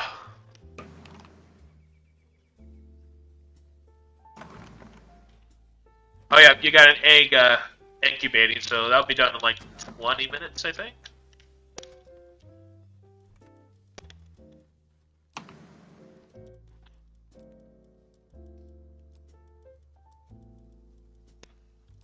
Yeah, I'm just gathering up a shit ton of wood. Some pals will just automatically put resources, if they're transferring pals, into certain boxes to kind of muck it up. You can't set these boxes to only accept certain items, so pals can't put it in here. Put them in there. All right, well, I'll mess with the storage system then. Oh, you got a trader in your area, and last but not least, I need all this palladium. I think we're good to go. How much you got?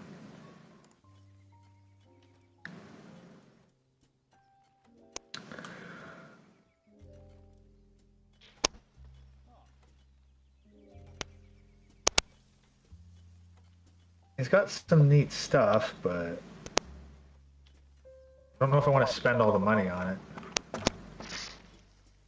Bit of a cheapskate that way. If you go to sell rare items, bring a pal that has like fine furs, and it will up the selling.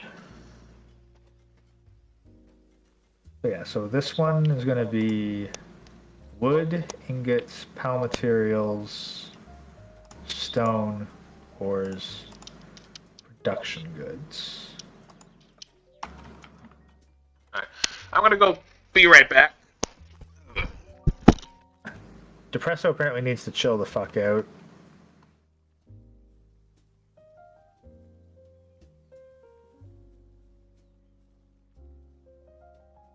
How do you help a pal that's like stressed?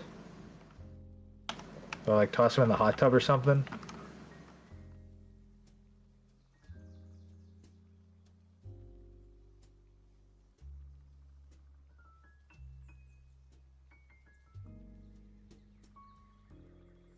How do I make the Depresso less depressed?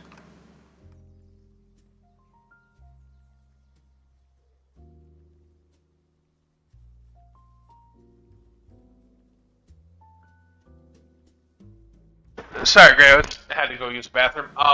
If he's just stressed out, I think his sand might be low. But Yeah, if well, how do I... he'll just recover either by going into the hot tub, or sleep, or no, he doesn't actually sleep. They just stop working and regain sanity, and then they'll go back to it because he works all night. So Yeah. All right.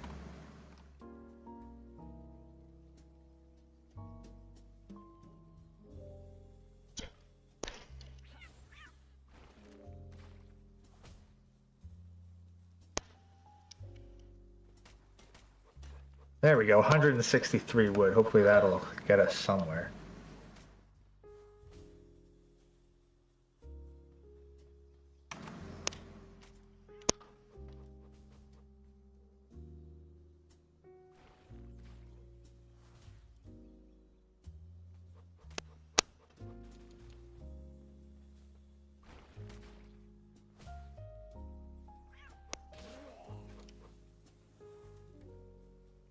wow, my cat almost accidentally hit this NPC, and I recalled him just in time. Weapons, accessories. Watching Ash Blackwood says, "Yeah, I recommend watching Reincarnated as Slime for at least season 1, the best season 2.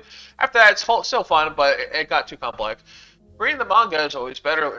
Like the book is better. Movies are just for visual. Problem is, a lot of online mangas are being taken down. Probably corporations wanting to monopolize their IPs. Hey, Fish, good to see you still watching. Appreciate it, guys. I hope the stream's okay for you. You know, it's not a action-packed adventure, but it is a lot of relaxing and good talking time.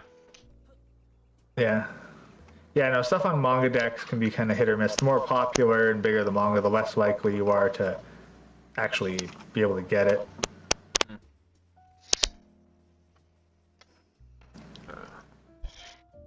It's okay, Shannon.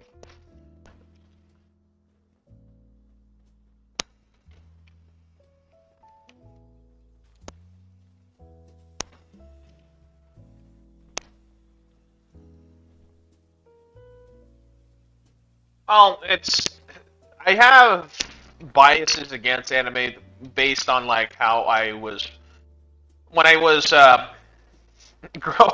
going through middle school, because I never went to elementary school. My mom homeschooled us until 7th grade, and that's when we moved to Utah, and that's when the parents were getting separated and all that fun.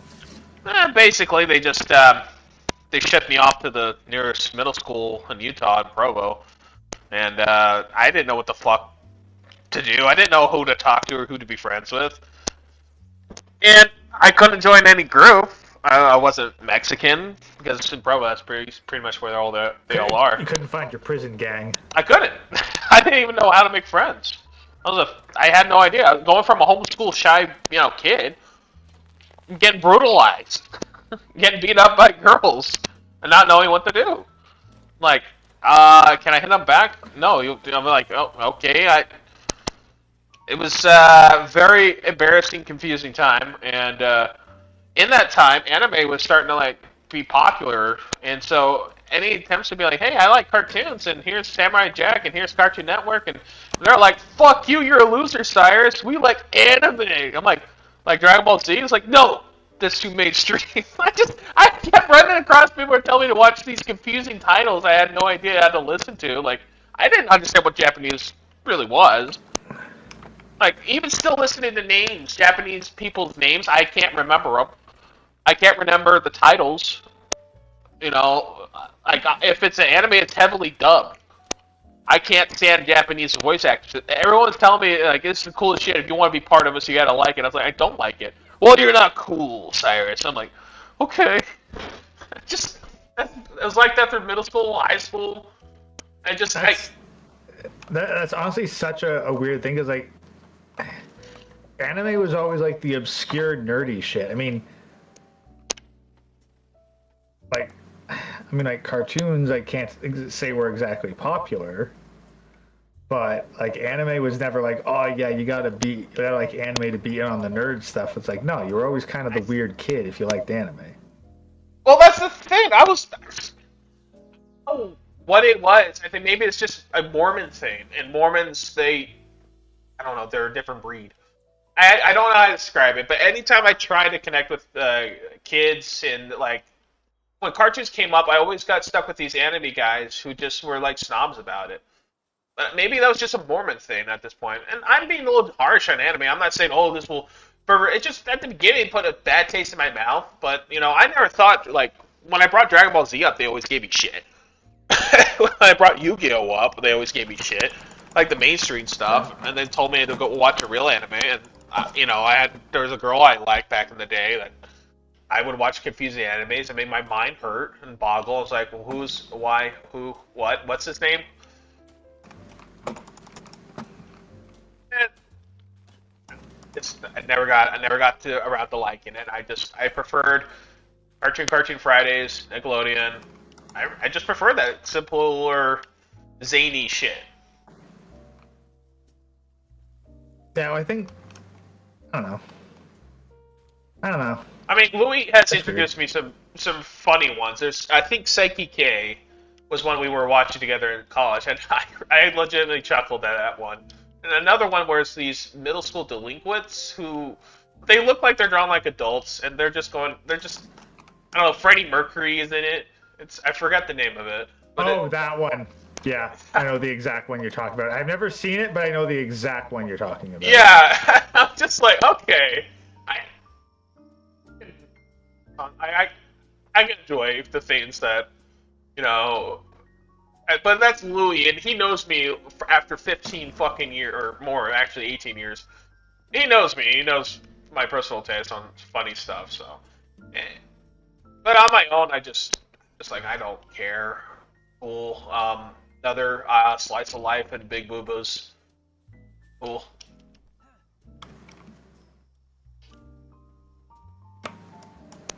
Alright.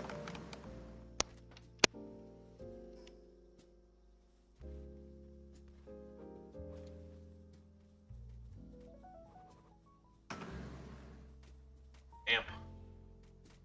Okay. Where I'm establishing is going to be an area that's going to help us get into the next higher areas. So. Now you're way out there, huh? Not too way out there. At least next to a waypoint in case you die. You just go to the waypoint.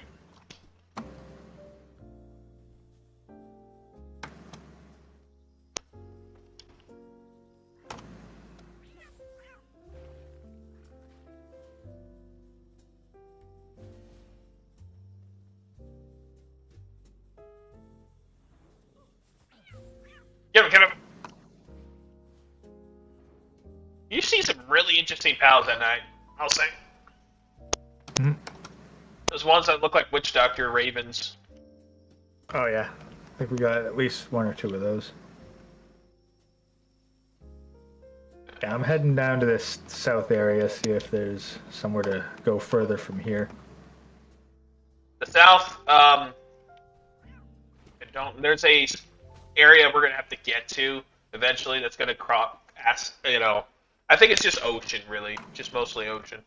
And that's where the PAL with the water saddle you're gonna need. Avoid the dubs, most of them suck. Get Japanese dialogue and read stuff. No, I can't. I start seeing fucking red when I hear female Japanese voice actresses. I just cannot stand it. It's like if you take a metal fork and a knife and just scratch the shit out of a ceramic plate. That's how it sounds to me. It literally just pisses me off.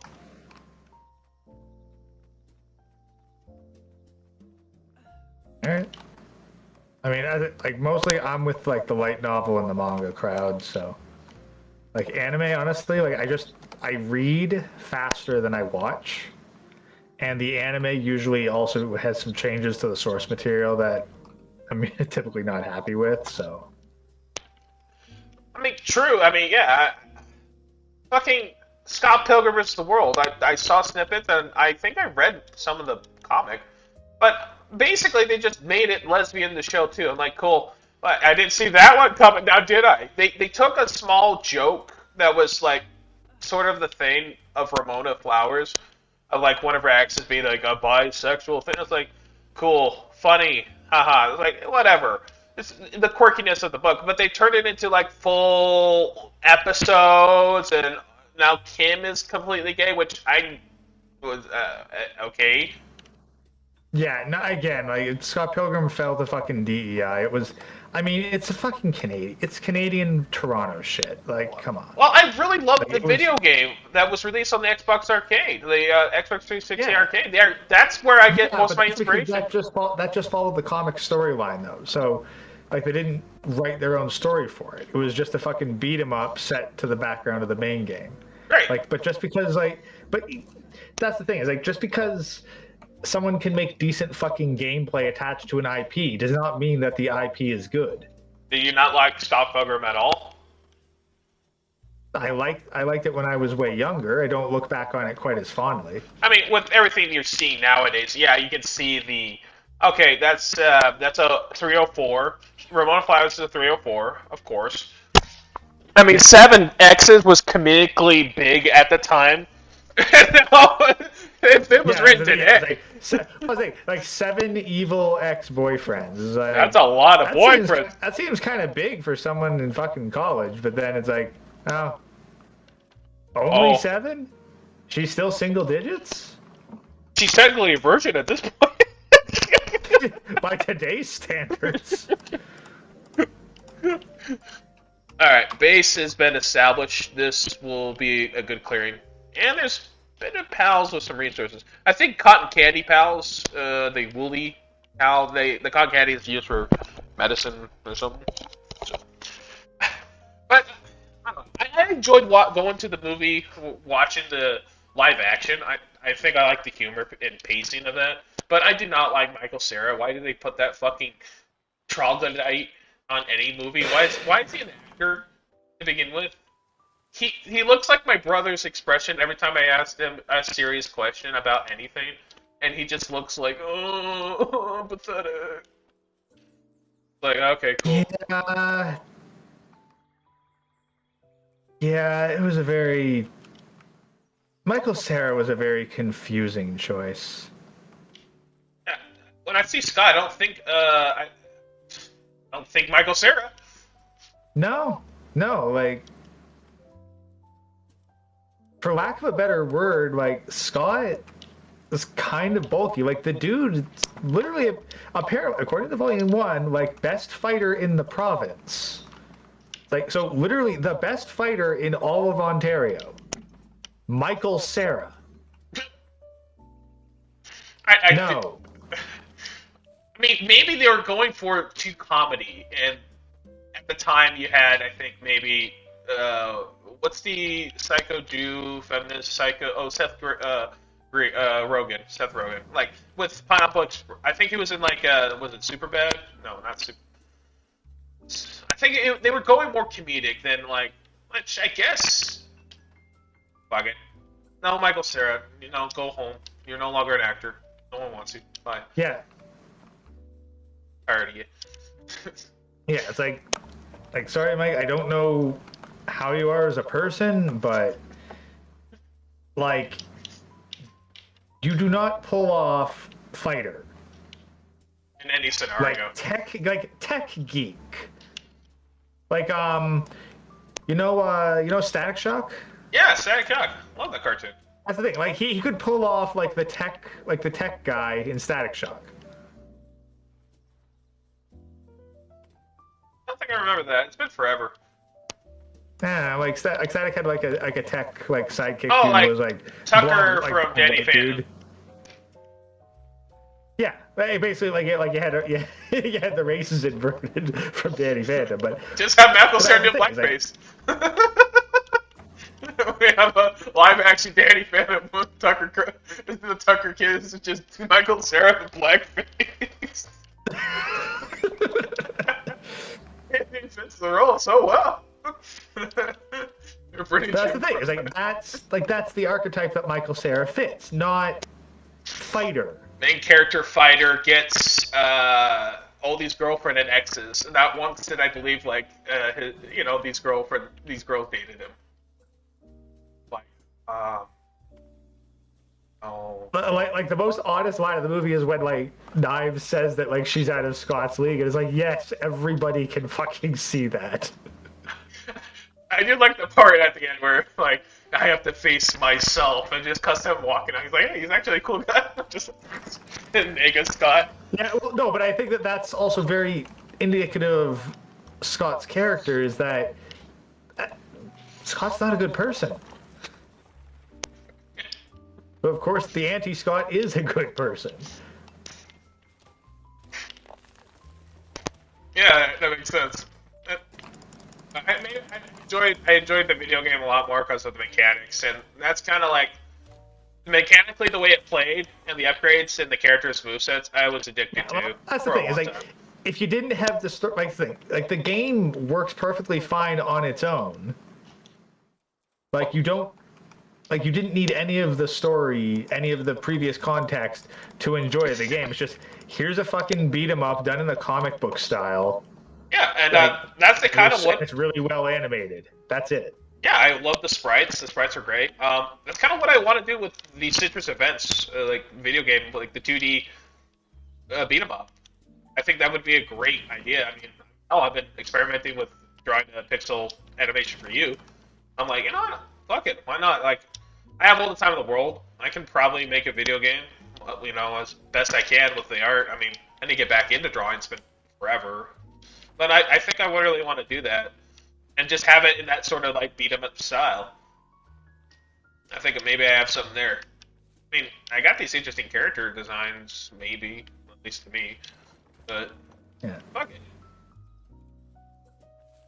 I mean, I have a whole world with the D&D thing I've been doing with my friends for the last 3 years, and why not just implement that into this? Well, that's the thing. Well, what's going to make or break it at the end of the day is the mechanics, so... Yeah. Oh, just look at what Tom Fulp did with Chaos Crashers. And that not that horror story, but that, oof, must have been a stressful time for him. That's why I think the, listening to the Sleepy Cat and when they're talking about the game design stuff, it was really, the way they talked about it was, very insightful with like how much time is really spent on it. Not necessarily how like complicated things are, but how much time is spent cleaning code and making like you do one code here and then the thing you had working 5 minutes ago further down the line is now completely destroyed and none of it works. And then you fix that and then everything else is just back before the code you originally fixed is now all jumbled. Okay, yeah, like, to me, that, like, if someone starts describing it like that, I just think you're a bad fucking coder. Well, I mean, like, how programming can just go bad no matter what. Okay, no, but that's the thing, but, like, it can if you code poorly. Because, like, I'm someone who, like, really tries to exercise proper code discipline and make all the systems very modular so that they're not constantly interacting with each other. Okay. Then again, this was back in 2015 and they were talking about games they were making like 25 or 2005. I don't know, it's worth at least a listen. I mean, I'm probably not doing them justice. That's the thing, no, it's just entirely possible that they just didn't have anyone who was good at coding.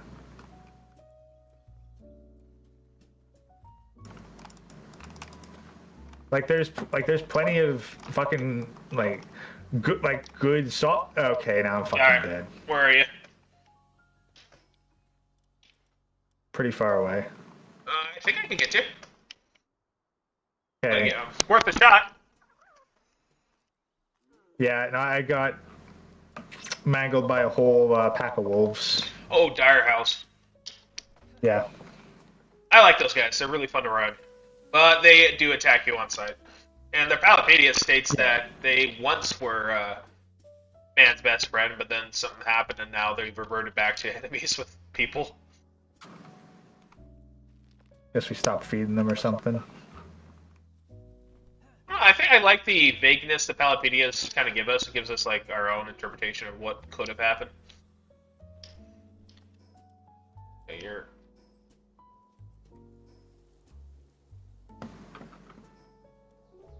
Where are you? I'm up. Up on the bridge. Like, are you on the beach below? Maybe I can fall off the edge to you. No, I'm not. I went to the nearest settlement. I know where you are. You're on the other side of this area. Big spike thing. Yeah, 22 seconds. You probably won't reach me. I see you though.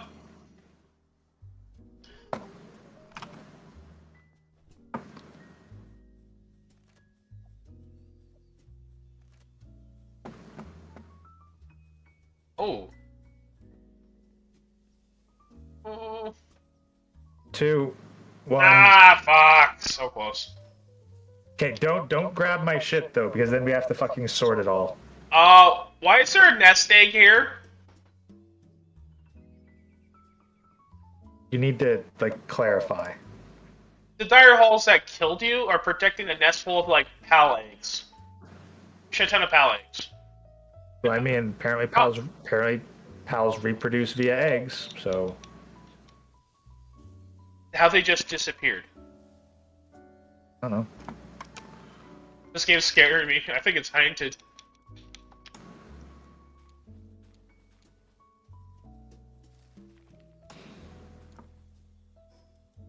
Alright, let's try to get back to my shit. I'm a little stressed out. I'm gonna get a mushroom that I found on the ground. Oh, another side-scroll beat 'em up that I really enjoyed playing was Charlie Murdered. You ever heard of that? Nope. A screamo rock band. And you get to play as the drummer, the singer, the backup singer, or the guitarist or bassist. It was really unique, and I had a lot of fun replaying it. Because it had like prestige, like new game plus and stuff. Very violent too. A lot of gothic themes as well.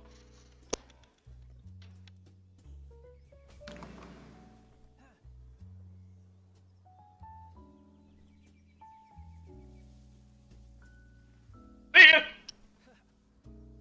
Yeah. Alright. Try to look past the rush boar without getting killed. Alright.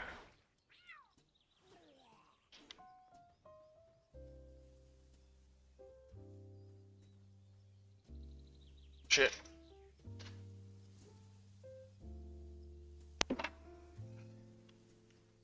There we go.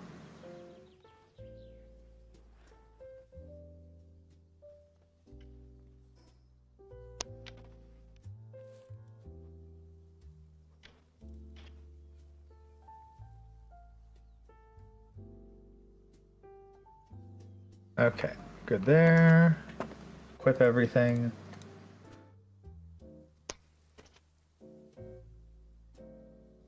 I like the tech guy because he doesn't have power just like Batman, and he uses his genius inventions to be a good sidekick for Static Shock.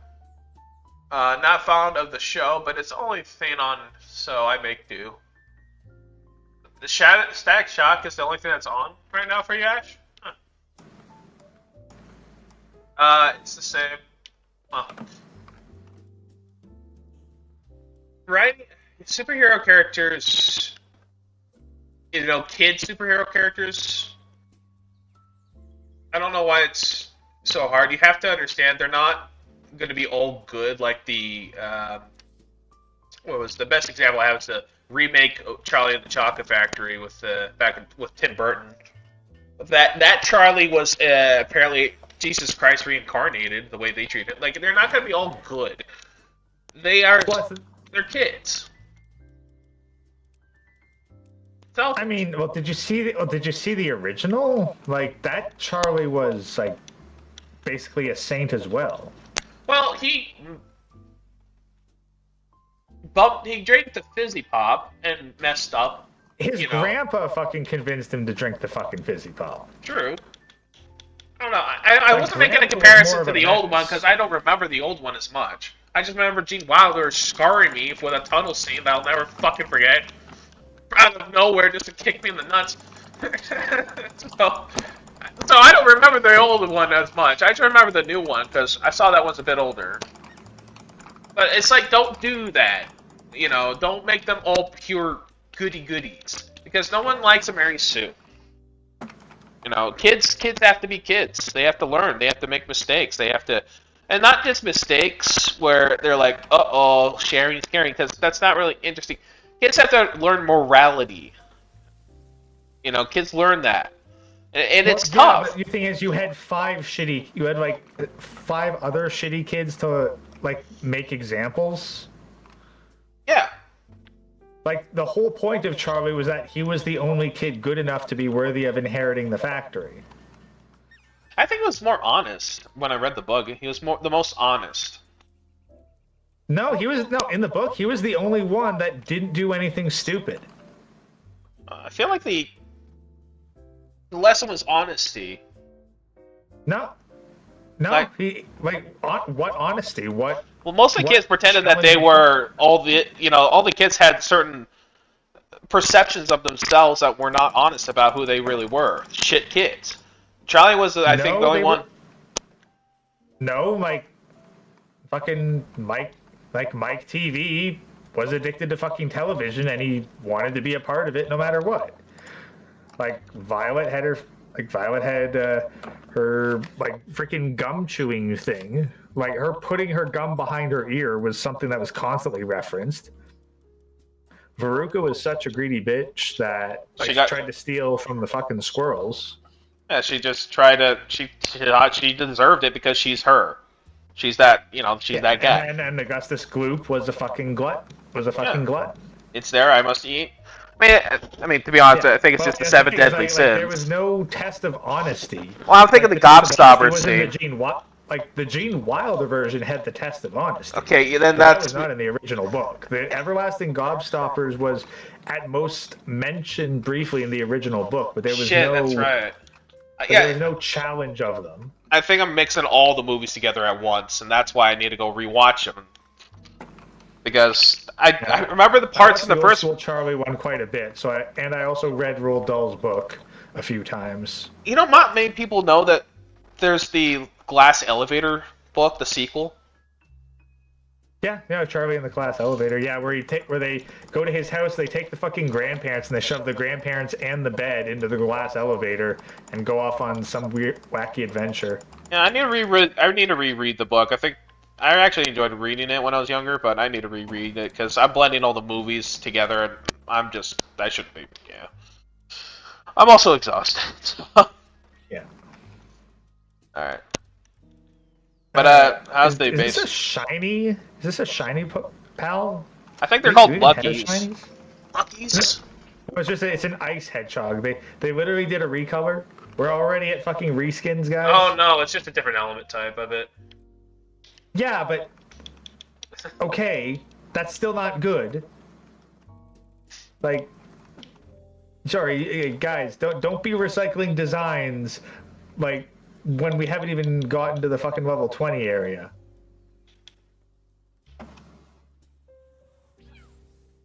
I need to go out. Like you're like 5 generations early to be given fucking Alolan variants out, okay? Alolan?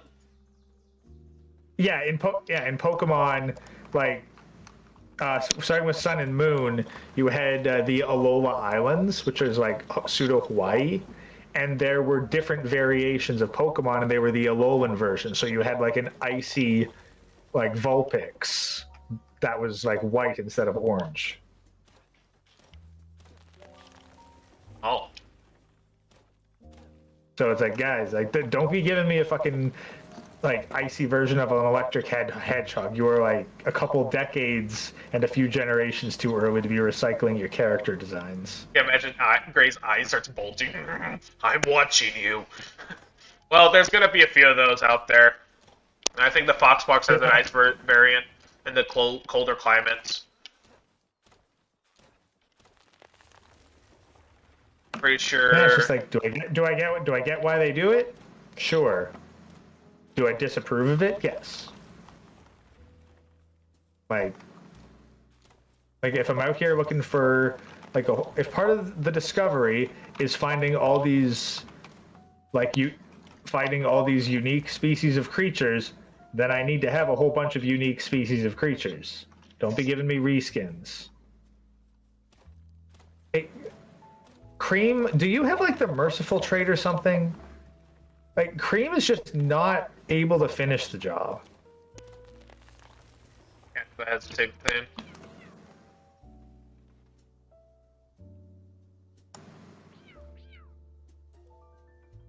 Oh no, it does. Cream does have mercy hit. Yeah, I So have I have it. two. I have two pals with mercy hit. Okay.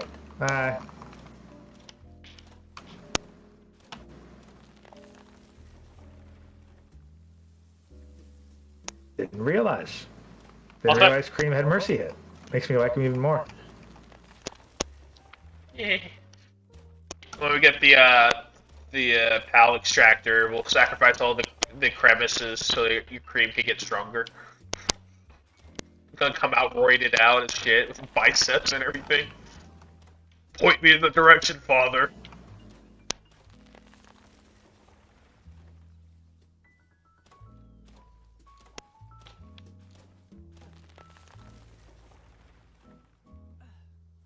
Yeah, damn, I have 950 carrying capacity.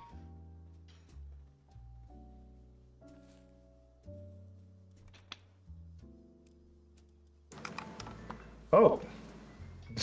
Oh, I forgot about this. I'm gonna see if I can catch this Incineram.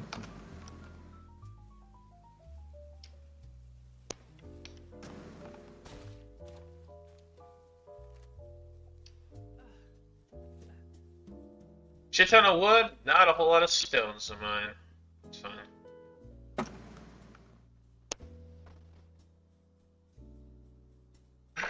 What time are we at? Oh.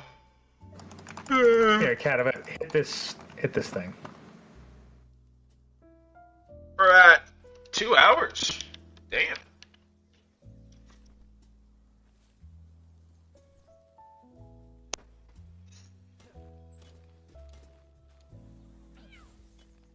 Nice. Oh god. In the dark of night, this pal snatches prey to bring back to its territory. What happens to those poor souls afterwards isn't too hard to imagine. Ooh. What the shit? That's why I like the Palapita. It gets dark because you see all these these cutesy, colorful characters, and then you get the Palapita. It's just like fucking abducts them at night. I mean, I wasn't expecting anything wholesome out of the literal fucking dark fire goat thing, but I wasn't expecting dark implications like that. What do you mean by that, I Mr. was Pal? expecting at least to tell me what isn't too hard to imagine is what's so unspeakable that you couldn't say it? Does it torture them? Or does it do some not safe for work shit to them? What the hell are you on here? What are you on to here? Puffs a cigarette. It's a cruel pal world. Is the goat a fucking furry or something now? I mean, You ain't ready for those big questions, dog. You ain't ready for those big questions, dog. I was thinking, if you had it in the same thing as some of those Rule 34 mods, okay, yeah, I'd buy it. Yeah, I think that's for the Lovander, and I pray to God we get that you get rushed by a Lovander raid. Yeah, no, I think that'd be funny. I'm pretty sure there's more women more into this. Incineram, there'd be an Incineram mod where literally all they do is add the one missing component. I think they already have. They probably have. Well, perhaps not. Ha ha ha ha! I'm gonna go kill myself. I gotta repair my shit. I'm just getting the basic components for the second base. Gonna mine out. There's a lot of trees around here. And we're getting more closer inland. I think I can see the third boss's tower from here. It's up on top of a volcano, so we'll need heat resistant shit.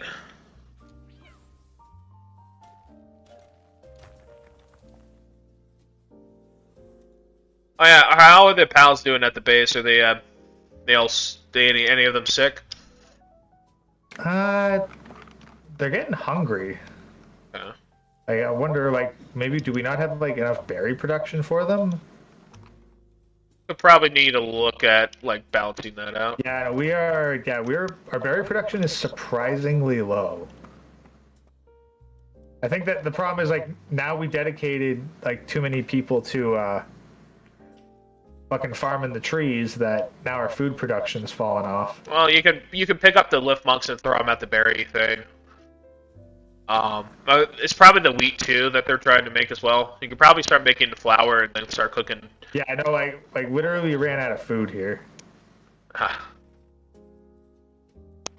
Thankfully, I had a bunch of berries, so I just shoved them down. But you don't have any pals that have glutton, do you?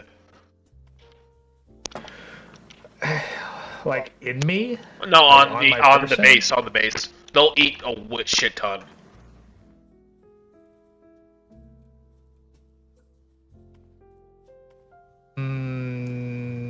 Nope. Okay, good. Then we do have an extra slot we can use though. Let's get another pal in here.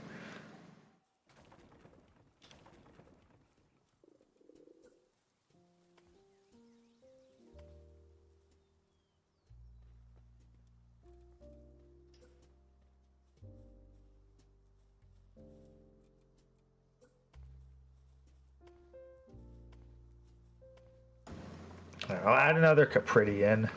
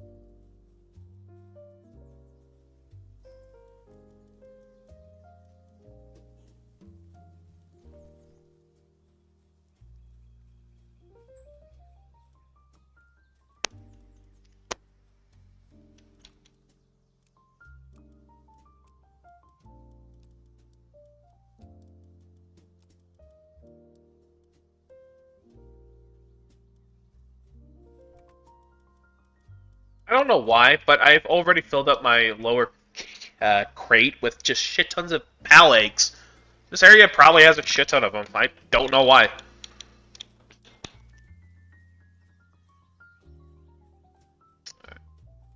Okay, so yeah, so I'm getting a lift monk to do the get back here.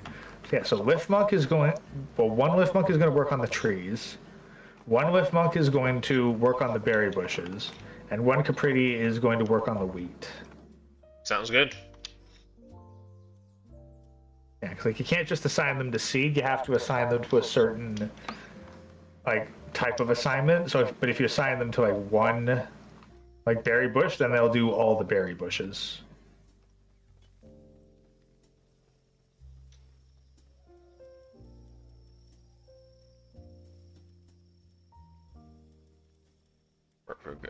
Runner, workaholic. That Cremis is shedding that wool.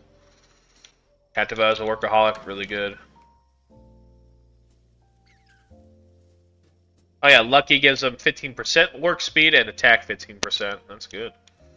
And for some reason it knows Lightning Bolt. Yeah, this is the lift monk I caught. That was like 3 times its size.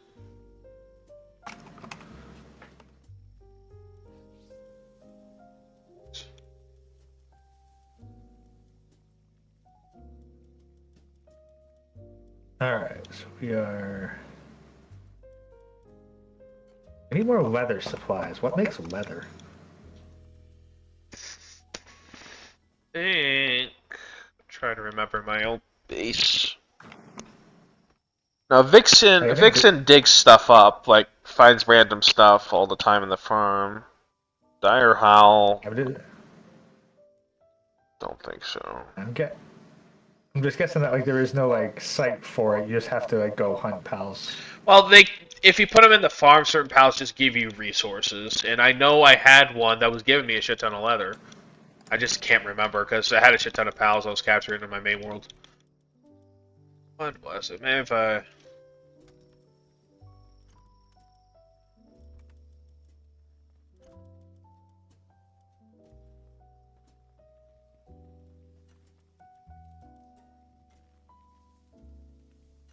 We got... Wait a minute, you have almost 600 berries.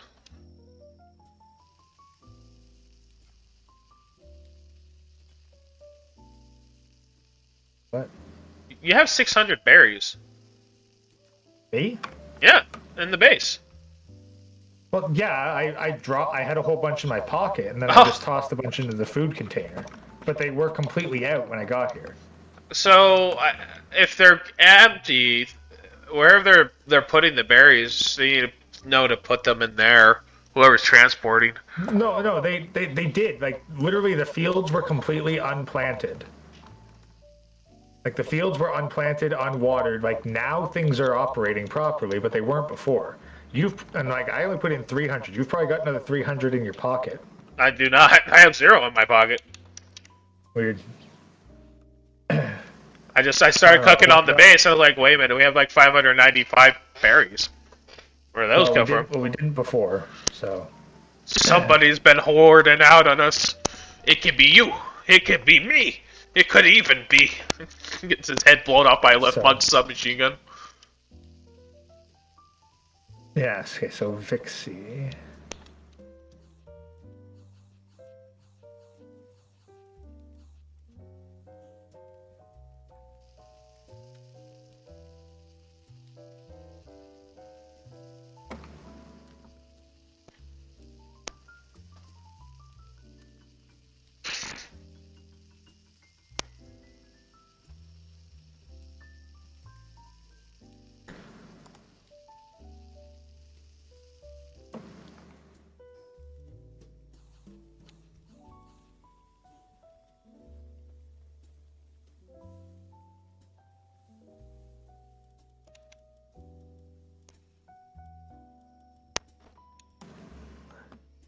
Alright, bones and claw. The fuck is going on outside? Oh. Bone cloths, I can make a mega glider. Drain stamina at 4 points less. More. Gives you 65 speed. Also a mega shield. Oh, here, let me make you a heavyweight module. Or do you already have one? I have a heavyweight module. Okay, cool. I'll make this one for myself.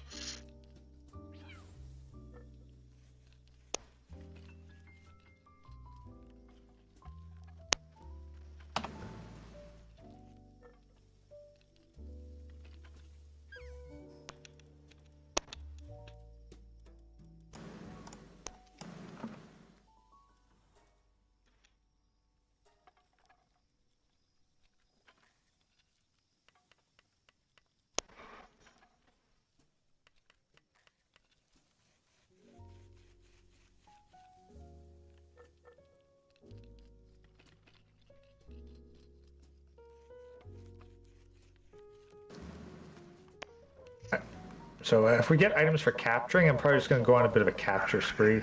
Sure. I got 10 mega spears being built here. I'm going to grab 5 of them, leave the other 5 for you. Yeah, no, I'm going to focus more on getting like weaker pals. So I'm just going to be using the small shit. Well, you might as well take these in case you come across any pals that probably are a little too high level or whatever. Just in case. Better to have it, not need it. Yeah. True. All right. Here, cream. Eat them. Alright, as we're sitting at the bench, I'm gonna grab more resources and head back to the other base. Let's see. Get back here. I mean, when I hit something with a baseball bat, that's your cue to follow through.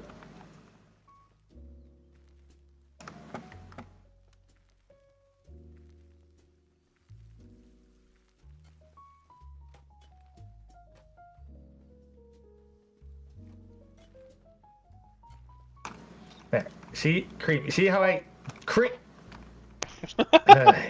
You sound like you're talking to an actual like dog or cat. Yeah. Damn it. Cream. Fuck's sakes. I've hit this thing with the baseball bat twice. I don't have any crossbow bolts. Like, just give me. Okay, yeah, you know, I'm getting my fucking crossbow bolts. This is why I got a crossbow in the first place.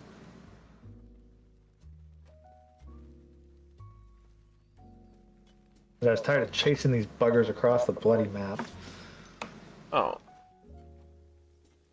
Oh, great. We only have one water pal. He can't keep he can't keep up with the production of all the seeds. Yeah, I'll see what I can do to help. I can send him let's see, I have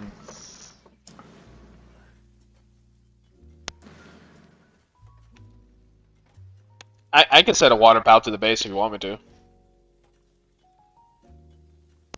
Yeah, I mean, like, whatever we're abundant in, just shuffle around the labor. Yeah. Gotta make some crossbow bolts. Yeah. Go, celery. Help your fellow pal. There we go.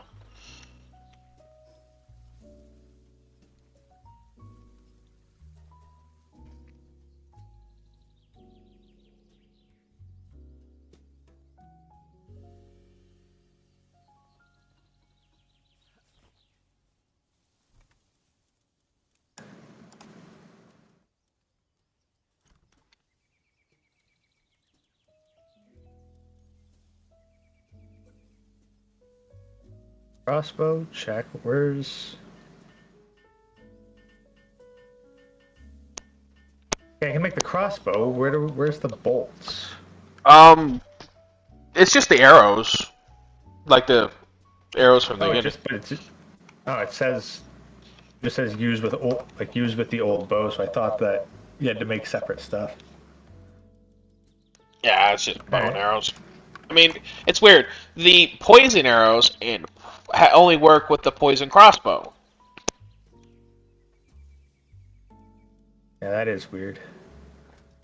I would assume you just need the bolts, and if you're going to spend all those resources with a crossbow, to at least, you know, just have the normal bolts turn to poison. You don't need the poison to poison. You don't need a plus to plus.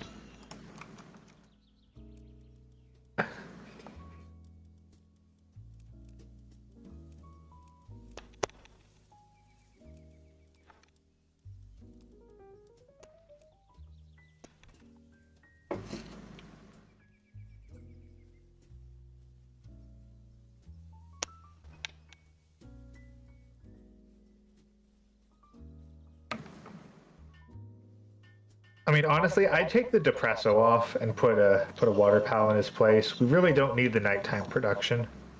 Okay. Especially considering that he just keeps getting upset and then quitting, so... Well, he's depressed. Yeah, well, he can be depressed in the fucking subspace realm that is the item box.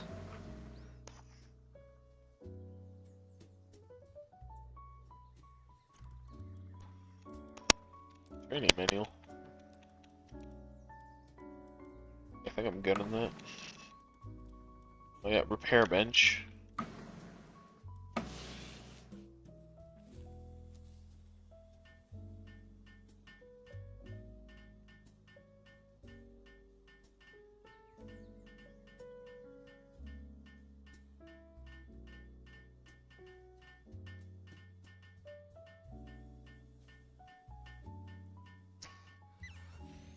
Blackwood says, when do the Pokemon start manufacturing iPhones? Goal of the game is to be rich from your Pokemon enslavement, right? Once we get the production assembly lines going, then we could build the stand and the whip and get them to work even faster. Yeah, we've just progressed to Iron Age. We're not at the Silicon Age yet. Don't worry, our souls will be sold eventually. We're working on it, but it takes a minute. Just need more children to work the base. The children yearn for the mines. First line of the Minecraft movie. As a child, I yearned for the mines. I looked over at Louis. He just started laughing in the theater. So, okay, so we are clear that this is written by memers. Dude, we watched it, and I think that one of the kids in the school was like, there's like 3 kids having a discussion. It's like, you know, it's just rocket boots would be easy to make. It just takes some math, and the kid's like, no, math is fake. My dad debunked it. I was about to get out of the fucking theater. he was laughing at my reaction to how horrible everything was. It was such a just crazy dog shit writing. It's like a plane crash into a train, and that train flipped over and landed at the Twin Towers over and over. I'm just like... That does explain it. Are you familiar with Tommy Wiseau's The Room? The Room, yes, very much so. I played the video game. From what I understand of the Minecraft movie, that's basically what the Minecraft movie is. It is a high production of The Room. Chicken Jack, Jesus Christ. Fucking... I did not hear her, I did not. Oh, hi, Mark. What a story, Mark. Yeah. Funny thing. Do you know why The Room is called The Room? No clue. All I know is there's spoons involved and you throw them at the screen. Yeah, no, I actually found the answer because I've seen a couple things on the trivia of it, and I know the answer. And it's not even a big mystery, it's just obscure knowledge. It's because it was originally a play.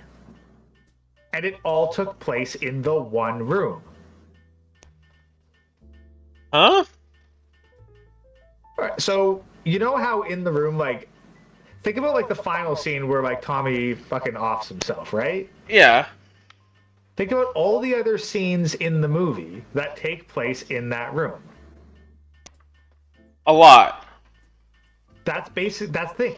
That room is meant to be the only place, and that's meant to be the only scenes. Everything, like, all the other stuff is supposed to happen, from the play's perspective, off screen. So it's a play. Yep, it's a play.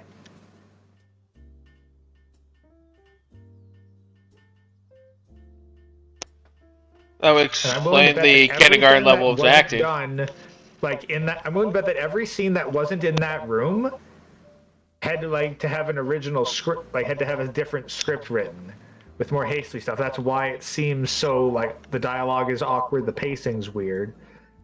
That's because it's a play that was adapted for the widescreen by one guy.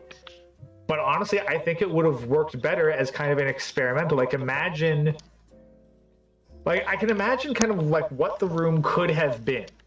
Imagine Tommy Wiseau's The Room, but it is just one camera angle in the one room.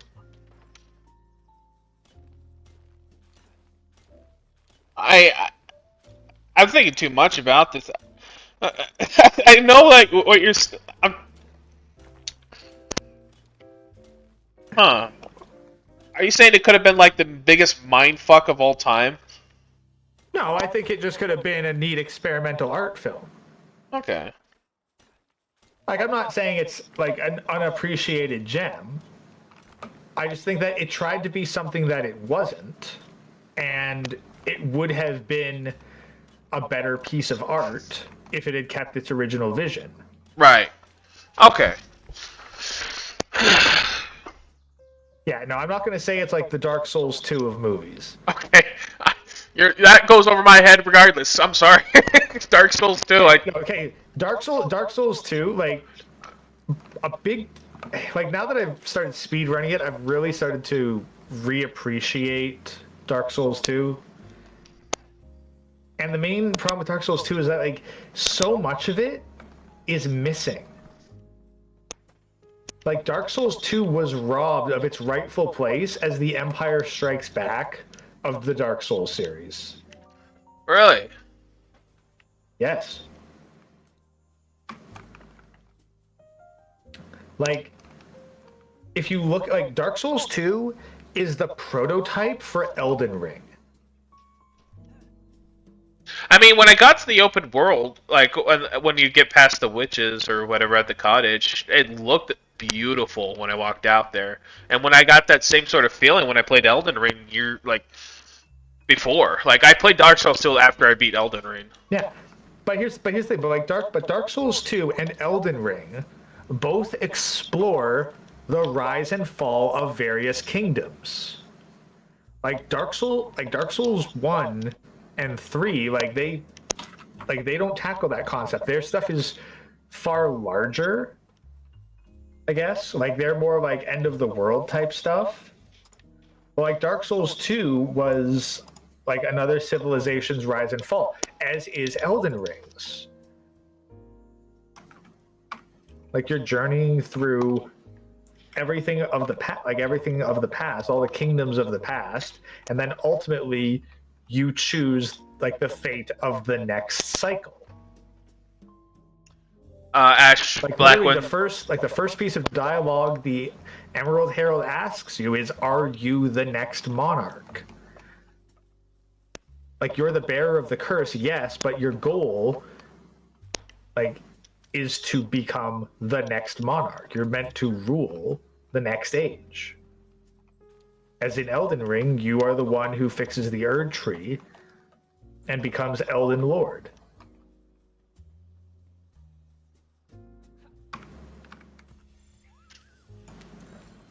Maybe I should actually either watch you play Dark Souls 2 or... Because I had a hard time keeping up with everything that was going on in Elden Ring. I guess I just don't absorb stories that I feel like are... I don't know. Takes me a while to learn. Honestly, Elden Ring, there's YouTubers that go into the depth so much better. Like, personally, I recommend... Well, Vadi's always really good with his presentation, but Hawkshaw goes into the really deep stuff. Okay. The thing is, Elden Ring's the kind of thing, you play through it the first time, you don't get it. But then, when you play through it the second time, you realize how much of an info dump was in the original. Was in that original opening, how much lore was dumped on you all at once, and you just had no context to understand any of it. I remember, every time I played Dark Souls 3 or Elden Ring or 2, I do my very best to try and focus and listen at the very beginning, and then I just go, okay, who do I kill next? Yeah. And then later on, my friends are telling me, oh, this is this and that and this, and well, most of the time, the guys I was playing with, they were just role-playing their characters a lot, and I was just trying to get ideas for D&D characters and stuff like that, but at the same time, I guess distraction for it is just me trying to enjoy the game in my way. But if there's all that information in there, I guess it's just something I should probably take another look at. Because maybe I should do an Elden Ring playthrough again. One thing, I'd recommend, if you've played through it once, then if you haven't done the DLC, avoid the DLC spoilers. But I'd highly recommend looking at videos released before it. Again, Hawkshaw's stuff is really in depth, but Vadi's is probably the easiest to get into. Okay. Well, I'll send you links. Yeah. Here. Here, start with this. Definitely. I am it's okay if we cut this short. I know you're probably in the middle of something, but I got to get up early. No, this is actually a pretty good spot for me. Okay, that's good. Well, we'll continue on if. Base and then log. Yeah, sure. Sounds good to me. I'll be busy in the early morning, probably at the gym, and then doing a whole deep cleaning for the month. I'm usually never home. It's not really a big deal, but I usually try to keep up with cleaning. So. Yeah. No, I'm gonna give another run attempt because I figured out where my first run I was going off of Dark Souls 2 with the DLC downloaded, but I have Scholar of the First Sin, which changes quite a few things. So the run I was trying to do was literally impossible. Oh. So then I went back and researched, okay, how do you run through it in Scholar of the First Sin? And the route's pretty different. The core concept is the same. You still have to basically grind out this one boss, but the path to get there is very different. Okay. But is the scholar the ruler? Sorry, is that DLC? No, the Scholar of the First Sin is basically it's a remastered and repackaged version with the DLC. Okay, but here's the thing. So in the original, in order to get to Slumbering City Shulva, you just have to beat the Rotten, then go into the room behind him, take the teleporter to the next area, and then go through the door. In Scholar of the First Sin, you have to go to a hidden area, kill 2 giants, which are like mid-game tier enemies, in order to get a forgotten key. Then use the forgotten key to access a hidden door inside a well. And then in there, you will get the Dragon Talon. And once you have the Dragon Talon, then you can go to Slumbering City Shulva.